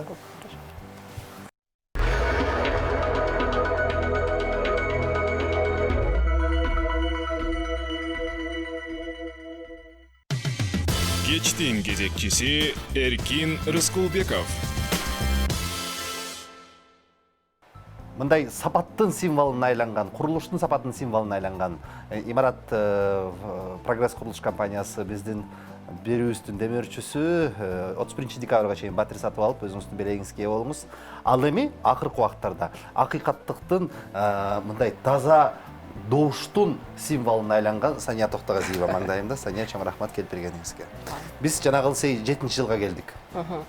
Вот 2007 жылы Конституциялык сот өзүнүн бир чечими менен 2006 жылкы конституцияны жокко чыгарып 93 жылкыны алып келди. Анан ошонун үстүнөн 2007 жылкы жаңы конституция референдум менен кабыл алынган. Бакиевдин каалоолорун коштук. Ошондой болгон. Анан ошонун негизинде бизде 2010 жылкы окуялар болбоду. Бул кайта эле тилекке каршы жарандар түшүнбөй атат да, мунун артында причинно-следственная связь деп коет го. Как раз таки ошо конституцияны биз деген кечке эле алмаштырып жатканда болуп атпайбы. Анан ошондо 2010 жылы жаңы конституция кабыл алынды, 20 жылкыга чейин мораторий коюлганда, эмнеге анткени конституция чынында иштегенге мөөнөт керек да. Биз аны кечке эле алмаштыра берсек, ал эч качан ишине ашпайт да. Бирок анысына карабай 2016 жылы тилекке каршы Атамбаев кайта эле мурунку президенттерге окшоп конституцияга кол салып кайта референдум болгон. Менин оюмча бирден бир ошо быйылкы жылкы октябрдын окуялардын негизи болуп, бул 2016 жылкы конституциялык реформа болуп эсептелинет. Анткени ал убакта дагы көптөгөн процедуралык нормаларды бузулуп, ошонун негизинде президент өтө-мөтө ГКНБнын дагы ыйгарым укуктары кеңейтилип, Ген прокуратура кичине чектелип калган да өзүнүн эмесин мененчи. Өтө-мөтө күч органдардын артынан доо арыз кылуу деген сыяктуу да. Мына анан биз кайта эле азыр эмне болуп жатат да? Азыр кайта эле жаңы президент боло элек жатып эле конституциялык реформа керек. Анткени бардык Кыргызстанда болуп жаткан көйгөйдүн бардыгы конституциянын негизинен имиш да. Буга дагы мен кошулбайм, анткени эгерде чынында эле адам коррупция менен күрөшөм десе, президентке ал ыйгарым укуктары толтура конституцияда. Анткени бардык органдар президенттин алкагында бар да. Эмне үчүн жаман бийчиге эмне тоскоол болор? Ооба, ошол эле болуп атат да. Азыр тилекке каршы ошол бизде президент боло элек жатып, бирок ошо Садыр Жапаров кандайдыр бир жарандарды бөлүп атат да. Эгерде альтернативдүү пикир алып чыксаң эле, биз негизи эле конституцияны тийбей эле дебей элебиз да. Биз деген аны мыйзамдын чегинде жасагыла. Биринчи парламенттик шайлоо өткөргүлө, 7-чи чакырылыш келет. Андан кийин реформаны баштай бергиле. Ал деген легитимдүү болот жана мыйзамдуу болот. Бирок азыр жарандарды бөлүп атат да, мына өздүкүлөр, калгандары бузукулар депчи. Бирок мындай кылган иш бул дагы туура эмес. Анткени болочок президент, негизи президент конституция боюнча ал биримдиктин символу. Жарандарды эч качан бөлбөш керек. Андай бул деген биринчи ирет ошо Кыргызстандын биримдигине дагы доо көрсөтүп жатат да. Мындай адам өз кандайдыр бир жоопкерчилигин дагы сезиш керек да. Анткени мындай жалган маалымат тарата берсе, колдоочулар дагы ошого ишенип, анан көптөгөн азыр каралоолор да башталып атпайбы. Бул дагы туура эмес да. Мен ушул жашка чейин келип, мындай улут ушундай бөлүнгөнүн байкабайт элем. Ооба, мындай азыр бөлүнүү, поляризация башталды. Тилекке каршы ушу бөлүнүүнү ошо референдумга каршы чыккандар баштап атат депчи. Бирок кеп анда эмес да. Азыр бөлүнүү эмнеге башталып атат? Референдум үчүн. Референдумду ким баштады?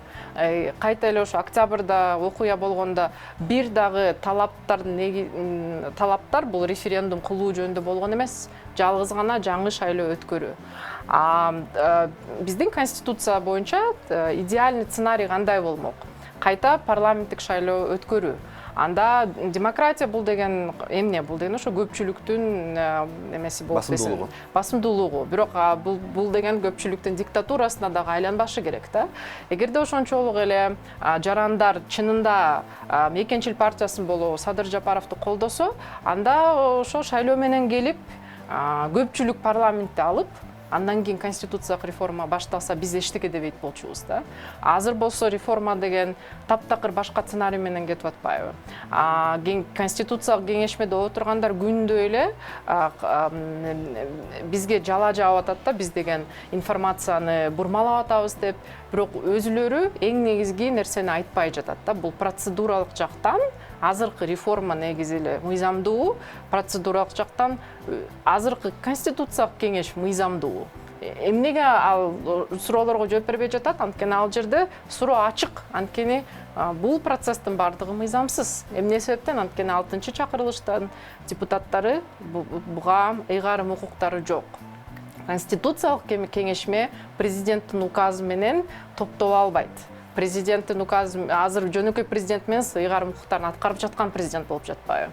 Аны дагы четке калып атат да. Анан формат работы конституциянын кеңешмеси боюнча дагы да. Сания, президент милдетин аткаруучу конституциялык кеңешти чогултуу укугу барбы? Укугу жок. Президенттин өзүнүн дагы укугу жок. Анткени кайта айтып кеткендей эле, конституция бул эң негизги келишим да. Келишимде кандай ыйгарым укуктар болсо, ошол эле ыйгарым укуктарга ээ. Ал жерде жок. Анда талант Мамытов, президент милдетин аткаруучу, Конституциялык кеңешти чогулткан. Бул киши мыйзам бузду деп айта алабызбы? Мыйзам бузду. Анткени Конституцияда анын ыйгарым укугу жок. Конституциялык реформа инициатива кылганга. Бул ыйгарым укук парламентке да гана тиешелүү. Бирок Конституциялык кеңешме парламент менен түзүлгөн жок да. Ал деген указ, президенттин указы менен түзүлүп атат да. Бирок кандай ыйгарым укук Конституцияда жок. Бирок биздин оппоненттер мынтип атат да, все, что не запрещено законом, разрешено, депчи. Бирок түшүнбөй жатат. Мындай максимум бул адам укуктарына бизге тиешелүү. Ал эми мамлекеттик органдарга ал как раз наоборот. Эгерде мамлекеттик органдар жазылып жаткан гана ыйгарым укуктарга калгандары запрещено да аларгачы. Анткени анда ар бир күнү эле жогорку кеңеш же башка депутаттар чыгып алып эле бүгүн менин мындай укугум бар, экинчи күн мындай укугум бар деп берет да. Мындай да туура эмес да. Бул дагы бурмалоо. Ал жерде көпчүлүк абдан мыкты юристтер отурат. Эмне себептен ушул маселени көтөрбөй жатат? Бул дагы чоң бизге суроо. Мисалы мындайда, Сания, мындай эң жупун аналогия кылайынчы. Арыстан Алай деген агайыбыз бар да, биздин мен кудаймын дегенчи. Бирок Конституцияда жазылган эмес да, мен кудаймын деп айтса болбойт депчи. Анда ошол 120 кишинин баары эле мен кудаймын, пайгамбармын десе окшош берет турбайбы? Ошондой болушу мүмкүн да, тилекке каршы. Мына бул процедуралык жактан келип кетсек да, кайта эле 6-чакырылыш муну кыла албайт. Бирок буну Венециялык комиссия да айтып кетти. Конституциялык палата аны өзүнүн чечиминде даже обсуждать эткен жок. Анткени жөн эле бул ниети деп эле койду да. Бирок таптаза бул саясий суроо эмес, бул укуктук суроо болчу. Жөн эле айтып коюшса болмок да. Кыла алабы же кыла албайбы? Конституция буга негиз береби же бербейби? Бирок кайта эле буну мындай бир саясий неме чечим сыяктуу макул эми мындай бир давайте утрировать. Мейли бир укук алдык дейlik, кылдык, анан ол конституциялык кеңешти чогултушту. Эмнеге сиз жоксуз? Эмнеге Таттыбүй жок? Эмнеге Чолпон Идиновна жок?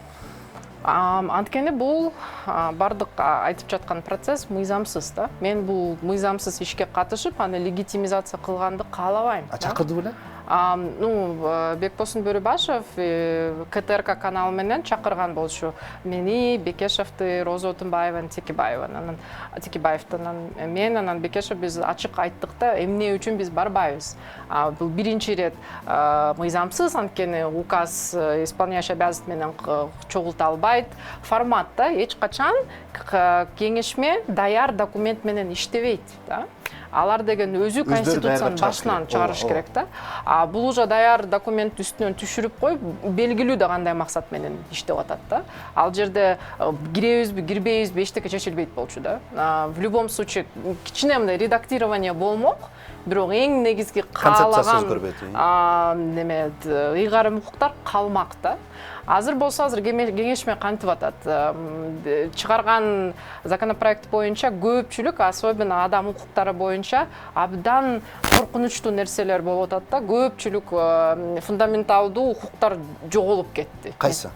Мисалы торговля людьми запрет деген бар да. Детский труд. Детского труда жана башка сыяктуу да. Анан адамдардын укугун чектөөдө пропорционалдык принцип дагы жоголуп кетти. Бул абдан маанилүү принцип да. Азыр кеңешме айтып атат да, жок биз буну кайта алып келебиз депчи. Бирок биз буну түшүнүшүбүз керек. Эгерде адам укуктары боюнча бөлүктү абдан сонун даже мындай алтын тамгалар менен дагы жазсаңар, бирок ыйгарым укуктар боюнча бөлүмдө бийлик бутактар ортосунда тең салмактуулук жок болсо, адам укуктары эч качан Кыргызстанда коргоого кепилдик болбойт да. Бул дагы аксиома. Азыр болсо кайта эле көз боемочулук кылып атат. Мына биз адам укуктарын кайта калтырдык, успокойтесь деген типчи. Ал эми ыйгарым укуктар боюнча ошол жерде проблема болуп атпайбы? Аны дагы мындай косметический редактирование кылып атат да. Бирок эң чоң көйгөй кайсында? Президенттин кайта референдум чакырууга укугу кайта киргизилди. Биринчиси. Экинчиси президент деген законодательный инициатива. Бул экинчиси да киргизилди да. Анан президенттик өлкөнү карасак, Соединенные Штаты, президенттен андай укугу жок. Бул жалгыз гана мыйзам чыгаруу органына, парламентке да тиешелүү. Анда парламент эмне кереги бар? Ошол да. Андан кийин парламент азыр чөнтөк парламентке айланып атат да, азыр долбоор боюнча карап. Болгондо да анын үстүнөн дагы кайра бир курултай деген нерсе ал пайда дагы болот. белгисиз да, курултайдын статусу кандай болот. Бирок негизи аны ошо кандайдыр бир мамлекеттик деңгээлде конституциялык орган катары киргизүү бул өзү кооптуу нерсе да. Кандайдыр бир двоевластие властьяны чыгарышы мүмкүн да. Анан преамбулада көптөгөн мындай, бизде преамбула көбүнчөсү окубайт да, ойлошот бул кереги жок эле конституциянын нерсеси депчи. Бирок жок, преамбула бул негизи эле мамлекет кайсы даражага жеткенин, мындай келечекке караган умтулууларын камтыйт да. Ал жерде азыркы биздин 10-жылкы преамбула боюнча айтылып жатат да, Кыргызстан мыйзамдык өлкө болууга, демократиялык өлкө болууга умтулат деп. Ошонун бардыгы алынып салынып, анын ордуна нравственный, моральный ценности менен которуп салышпадыбы да. Бул эмнени билдирет да? Бизде уже мыйзамдын үстөмдүүлүгү эмес, бул кандайдыр бир адеп, ахлак, намыстын үстөмдүгү болуп атабы. Ал болсо субъективдүү нормалар да, мораль. Бул дагы абдан кооптуу да. Адеп менен ахлак сиз үчүн башка нерсе, мен үчүн башка нерсе. Ошол да. Ал эми юридикалык нормалар ал объективдүү, ошондуктан ага эч качан моралдык нормаларды бизден кошпошубуз керек да. Бул дагы азыр сотторду президент өзү. Ооба, андан сырткары дагы жогорку соттун жана конституциялык соттун председательдерин дагы ошо президент азыркы долбоор боюнча да, бирок билбейм, аны дагы өзгөртүшү мүмкүн. Анан конституциялык соттун дагы ыйгарым укуктары абдан кеңейтилип атат. Мен азыр айтып кеткендей эле, эмне себептен 2010-жылы конституциялык палата түзүлгөн, бирок анын ыйгарым укуктары абдан чектелген болчу да. Анткени биз көрбөдүкпү да, мен азыр эле айтып кеттим. Акаевдин, Бакиевдин убагында конституциялык сот эмне кылып кеткен? Эбегейсиз ыйгарым укуктары менен да. Анан ошону ребрендинг катары кылып, кайта ошол барымтада калбас үчүн жаңы конституциялык палатаны ыйгарым укуктары аз кылып койгон да. Конституциялык палата башында абдан жакшы баштаган да. Биз негизи эле түшүнүшүбүз керек да, мамлекетте конституция иштеш үчүн, конституционализм курулуш үчүн бул трансформация керек да. Ага бирден бир конституциялык соттордун салымы чоң. Ошол эле ирет юридикалык жамааттын жана саясий жамааттын да салымы чоң да. Мына ошондо конституциялык палата жакшы чечимдерди чыгарган. 10-жылдан ары да, мындай ген прокуратура боюнча жакшы чечим болгонунан, Верховный сот боюнча жана башка да. Бирок биздин юридикалык жамаат аны түшүнбөй койгон да. Анткени алар башка тиги Европадан көргөн, Южный Кореядан көргөн башка нормаларды Кыргызстанга киргизүүгө аракет кылганда абдан жакшы аракет болгон. Бирок бизде көпчүлүк юридикалык жамаат баягы эле ошо советский подход права менен да, формализм, андан позитивизм деген бойдон калган. Анан бул бирдеме жаңы келсе эле түшүнбөй, анан палатаны мазактап баштаган да. Анан ошонун негизинде палата дагы менин оюмча акыркы жылдары макул деп койгон да. Басаңдай түштү. Ошентип бул дагы эмнени көрсөтүп атат? Бул жалгыз гана палата соттор кыла албайт, буну чогуу биринчи ирет юридикалык ком. Азыр болсо биздин коомду көрүп атасыздар да. Кеңешмеге кирип алып эмне кылып атышат? Легитимизация кылып атат. Ал түгүл бүт информациянын баарын сени атып салыш керек болчу деди эле. Улуусу, кичүүсү болсо атаңдын башы деди. Болду, көргөнүбүз ошол болду. Сания, болду. Тамаша болду да, азыр бир спорт мээнин иштешине кандай салымы бар деген кичинекей сюжетибиз бар экен, аны улантабыз.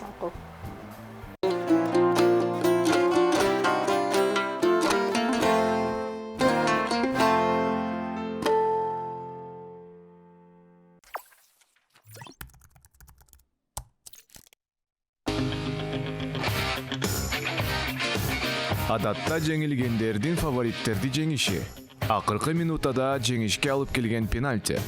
көп машыгуу. Көптөгөн адамдар оюн талаасында жеңишти майрамдоону, сүйүктүү командаларды колдоону, спорт менен машыгууну жактырышат.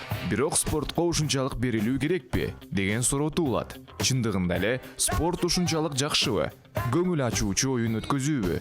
Биринчиден, ар бир адам спорттун акыл-эсибизге жана денебизге пайдалуу экендигин билет. Жана бул талашсыз. Спорт менен машыгуу айрыкча жаш кезде ден соолукка абдан пайдалуу. Спорт биздин сөөктөрүбүздү бекемдейт, жаман холестеринди тамырлардан чыгарып, гипертония жана кан диабетинин коркунучун азайтат. Көнүгүү учурунда мээбиз дагы бир катар химиялык заттарды бөлүп чыгарат. Анын ичинде эндорфиндер. Бул борбордук нерв тутумунун ооруга жана ырахатка болгон реакциясын көзөмөлдөгөн гормондор. Эндорфин жана үзгүлтүксүз физикалык активдүүлүк көңүлүңүздү курчутуп, өзүңүздүн эс тутумуңузду өркүндөтүп, маанайга жакшы таасирин тийгизет. Жумасына 5 күн спорт залга баруу командалык мендешке барабарбы? Изилдөөлөр көрсөткөндөй, эгерде сиз ылайыктуу команда таап алсаңыз, өзүңүзгө физикалык жана акылыңызга көбүрөөк пайдаласыз. Эң маанилүү психологиялык артыкчылыктар. Мисалы, команда менен ойноп атканда башка адамдарга ишенүү, аларга жардам берүү жана жардамды алуу. Ошондой эле бир максатты коюп, биргелешип иштешүү. Мындан тышкары машыгуу адатын өнүктүрүп, команда алдындагы милдеттемелер жана көңүлдүү эс алуу үчүн спортко жеңилирээк көнсө болот. Спорт менен машыгуу мектептеги окуучулардын арасындагы депрессия, тобокелдигин 4 жылга чейин азайтат. Жана сиздин өзүңүзгө баа берүү жана ишенүү кыйла өсөт. Бул үчүн бир катар себептер бар. Биринчиси машыгуу. Машыгуу менен айрыкча жакшы машыктыруучу менен сиздин ой жүгүртүүңүз өзгөрөт. Сиз мындай ойлоп каласыз: бүгүн алым келбесе да, мен дагы машыгып, акыры максатыма жетем. Ушундай ой жүгүртүү өмүр бою пайдасын алып келет. Каталардан сабак алуу жөндөмү эң ийгиликтүү. Машыгуунун узак мөөнөттөгү артыкчылыктарынын бири жеңилүү тажрыйбасы өнүгүүгө жардам берет. Туруктуулук жана өзүн өзү билүүнү өнүктүрөт. Окутуу учурундагы кыйынчылыктардан өтүү социалдык жана психологиялык тоскоолдуктарды жеңүүгө жардам берет. Ошондуктан сиздин командаңыз жок болсо дагы же ар дайым жеңилсе дагы, бул тажрыйба абдан баалуу. Бирок бардыгы эле бир спорттун түрү менен машыга алышпайт. Өзүңүзгө ылайык спортту издөө үчүн дагы убакыт керек. Сиздин күчүңүзгө ылайыктуу спортту тандашыңыз керек. Бул табигый нерсе. Бирок сиз издөөгө бир аз убакыт бөлүп, өзүңүздөрдүн жеке муктаждыктарыңызга ылайыктуу спортту тапсаңыз, ийгиликке жетсеңиз, анда бул сизге көп пайданы алып келет. Сиз достук коомчулугунун бир бөлүгү болуп, өзүңүзгө көбүрөөк ишенип, машыкканда бир гана дене эмес, рухуңуздун үстүндө иштейсиз.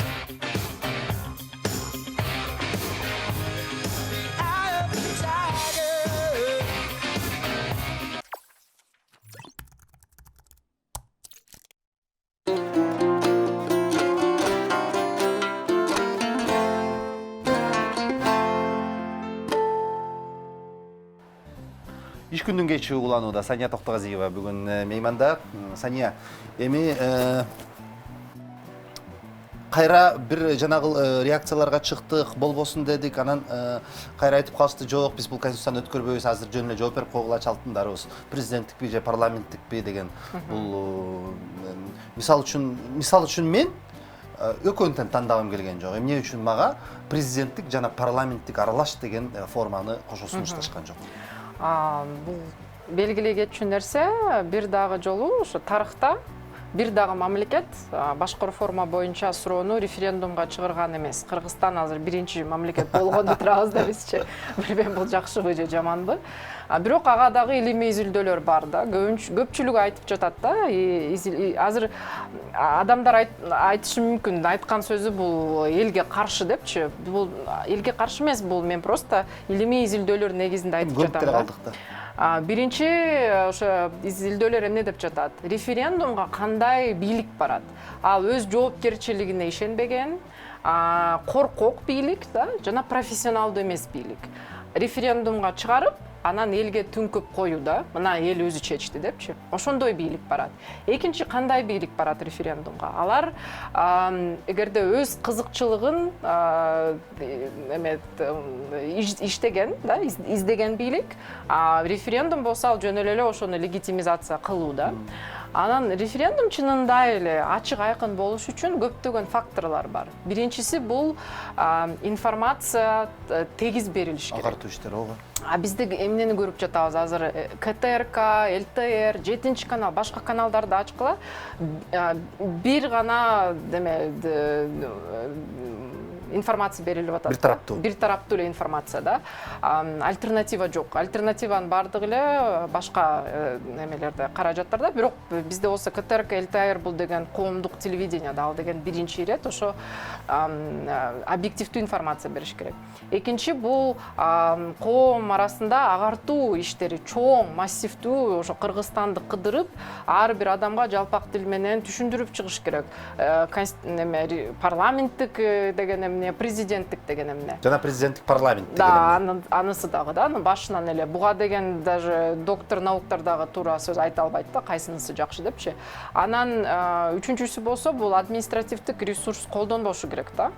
Бизде бир дагы Кыргызстанда эч качан история боюнча бир дагы референдум административдик ресурс колдонбой өткөн эмес да. Бул азыр деле ошондой болот. Анан бул адамий фактор же болбосо критикалык ой жүгүртүү бул дагы өлкөдө болуш керек да. Ага болсо биз 30 жыл бою тилекке каршы биздин бардыгы эле ошо билим берүү системасы болобу же информация берүү системасы болобу, бул кандайдыр бир ошо критикалык ой жүгүртүүнү өлтүрүү же зомбирование кылуу эле болуп калган да тилекке каршы. Анан мындай эмне деп койсо эле ошого ишене берет да. Айткан ошо турбайбы деп. Анан өзүңөр карабайсыздар да, ушундай кырдаалда референдум өткөрүү бул туурабы же туура эмеспи? Мен муну негизги эле ошо коркок, жоопкерчиликтен корккон бийлик катары баалап жатам да. Алар эгерде бирдеме иштебей калса, адамдарга түнкөп койт, бул эл өзү чечкен. Жоопкерчилик бизде эмес депчи. Мына ошондуктан бул дагы ушундай суроону коюу бул өтө туура эмес. Илимий изилдөөлөр дагы ага дана немелерди көрсөтүп жатат да, фактыларды, эмне үчүн мындай референдум кылбаш керек. Бул референдумга өтсө, мен ойлойм, албетте президенттик форманы да, азыркы ушундай саясий кырдаалда өтсө, президенттик мамлекеттик башкарууну жеңип чыгат. Дагы бир неме факт бар да, бизде 2016-жыл азыркы 6-чакырылыштын депутаттары референдум мыйзамына өзгөртүүлөр киргизип салышкан. Кандай өзгөртүү? Референдум ишке ашкан дегенге болуш үчүн 30% гана жетет деп. Шайлоочулардын келиши. Ошо. Анан представляете, 30% биздин келечекти чечип салышы мүмкүн. Бул кайдагы демократия да? Ошол эле неме Калктын эмес, шайлоочулардын 30%. Шайлоочулардын 30% жетет референдум өттү деп эсептеш үчүн. Азыр ошол мыйзам калган. Буну 6-чы чакырылыш ошо Атамбаевдин үстөмдүгү менен да, күндө Атамбаев аларды койгулап атып, ошол эмелерди кылган да. Анткени Атамбаев өзү дагы билген да анын референдуму 50% добуш ала албайт депчи. Ошондуктан 30%га түшүрүп салган. Азыр ошол процент калган пайыз. Анан ошо 30%-тын пайызы менен албетте президенттик башкаруу формасы өтөт да. Анан бул кайта дагы кайсы демократияны биз айтып атабыз да. Бул дагы ошо чоң суроо жаратат да. Анан кайта эле айтып жаткандай 6-чы чакырылыштын депутаттары референдум чакыра албайт да. Бирок ага карабастан алар догурунуп эле референдум кылабыз, реформа кылабыз деп отуруп атпай эч жака кетпейчи. Бирок кайта эле кайталап кетчү октябрда эң негизги ошо толкундоонун негизи эмне болгон? Бул жокко чыгаруу, жаңы парламенттик шайлоо өткөрүү бүттү да, эч кандай референдум каалаган эмес. Первым делом бизден ошо депутаттар кетсин дегенди каалаганбыз да. Азыр болсо алар калып калышты. Анан жаңы конституцияны бизге таңуулап атат да. Эл аралык тажрыйбага кайрылсак да, бизде бир жакшы статистика бар эмеспи? Өнүгүп келаткан жана өнүккөн өлкөлөрдүн момунча пайызы парламенттик башкарууда, момунча пайызы президенттик башкарууда жашайт деген. Андай пайыздарды мен азыр келтире албайм да, карап чыгыш керек. Бирок негизи эле карап кетсек, биздин региондордо, эски Советтер Союзунун региондордо любой президенттик башкаруу бул суперпрезиденттикке айланат да. Бул уже аксиомага айланып кеткен. более менее өнүгүп келе жаткан биз Арменияны каралык, Грузияны да, алар толугу менен парламенттик системага өтүп кеткен. Парламенттик системанын эмнеси жакшы да? Бул биринчи ирет ачык айкындуулук. Жалгыз президент өзү чечпейт да. Бул деген кеңешип туруп чогуу парламент чогулуп чечет да. Бизде азыр дагы мындай бурмалап жатат да, бардыгы парламенттик форма бизге жарашпайт депчи. Бирок чынында эле Кыргызстан биз деген бир да жыл чындыгы парламенттик өлкөдө жашаган эмеспиз. Анткени парламенттик өлкө болуш үчүн президент ал жарандар менен шайланбайт. Президентти парламент өзү шайлайт да. Бардык ыйгарым укук парламентке берилет. Алар деген ошо өкмөттү курат, анан абдан чоң күчтүү премьер-министр да. Ошол, бизде андай болгон эмес да. Бизде президент калбадыбы. По факту президент эле ошол күч структураларынын астында, суддардын астында болуп эле каалаганын кылып атты да. Бизде алсыз президент болдубу? Жок, бир дагы алсыз президент болгон эмес. Анан Просто так. азыркы ал деген өткөл мезгилиндеги Мындай тең салмактуу дейинчи, алсыз дебейин, тең салмактуу парламент менен мындай укуктары бир иштеген президент ушу Жалгыз Отунбаев болду. Бирок ал убакта деген өткөл убакыт болуп калбадыбы. Ага, баа бере албайбыз. Да, баа бере албайбыз да, анткени ал убакта жаңы конституцияда Калган төртөө тең бийликти мындай өз көмөшүнө тартып атты. Мисалы вот Атамбаевдин биринчи жылдарында тең салмактуулук болуп турду.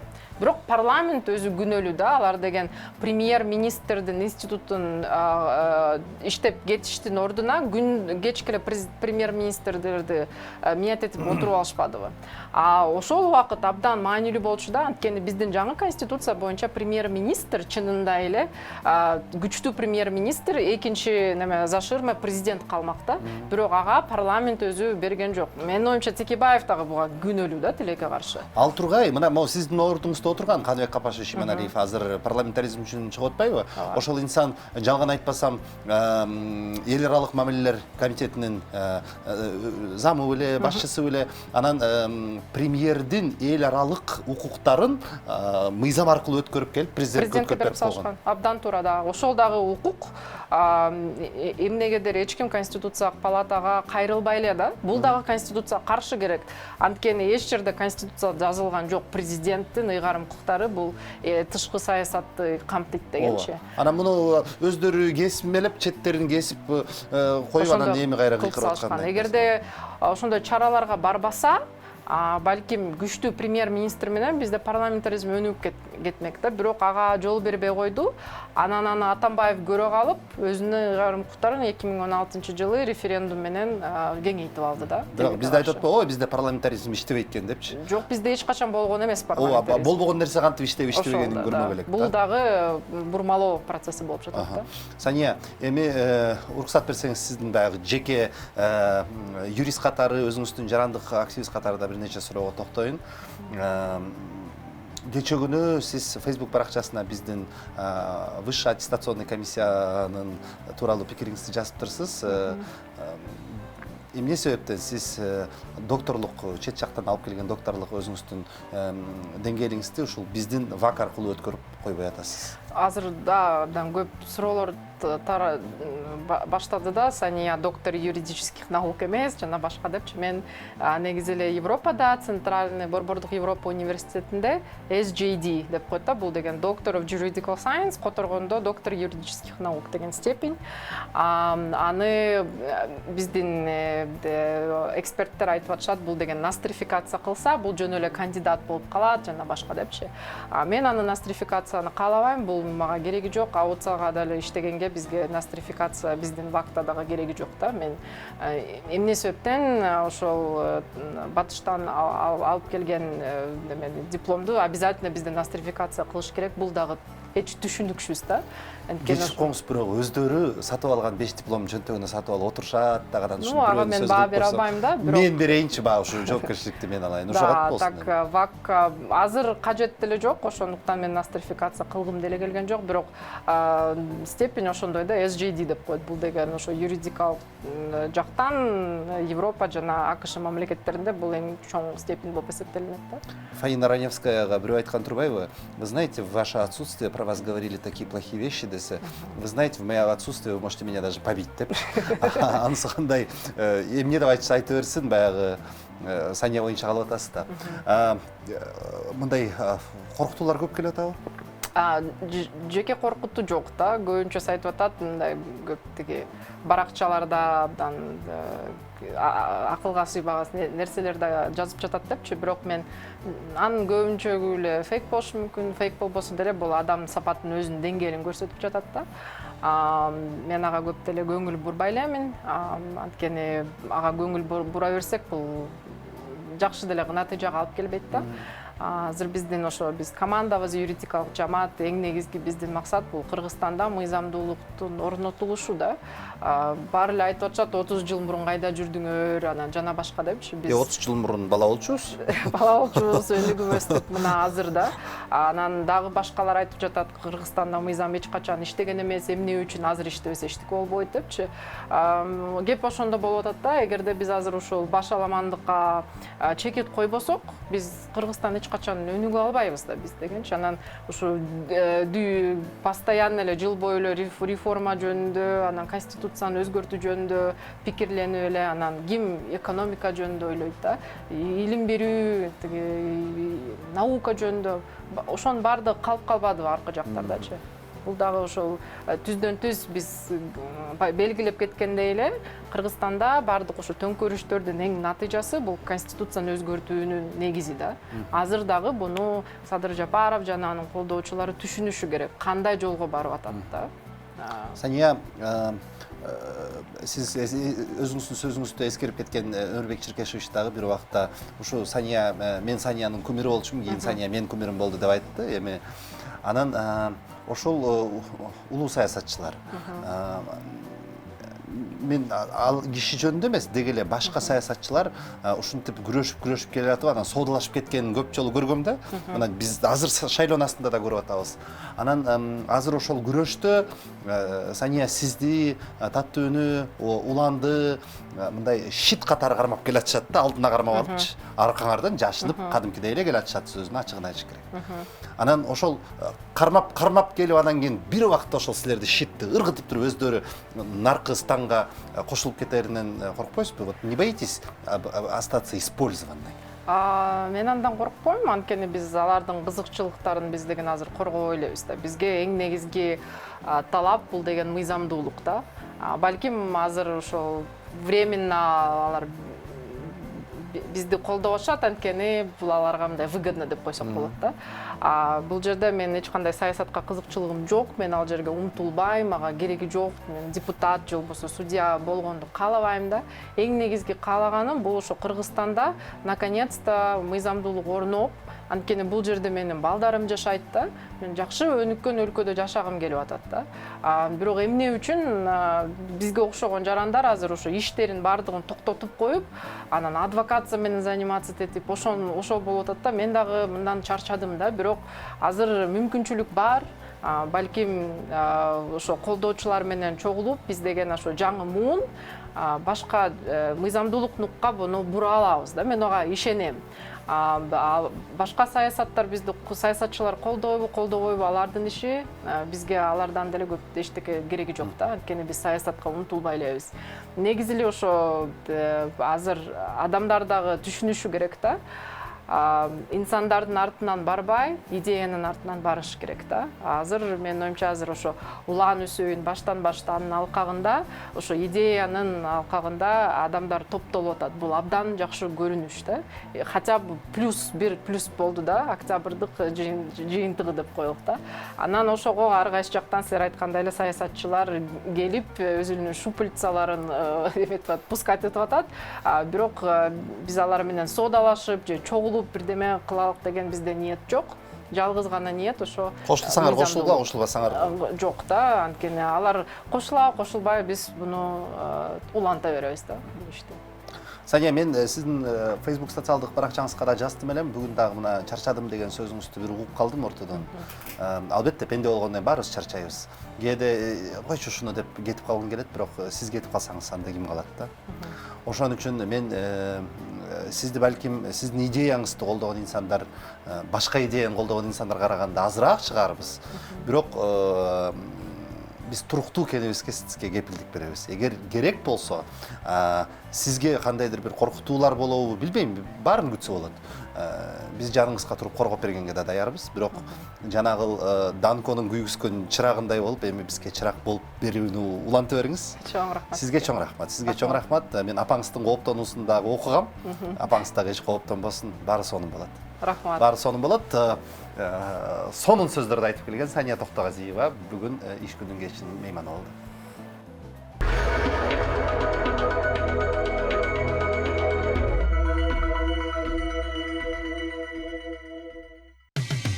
Кечтин кезекчиси Эркин Рыскулбеков.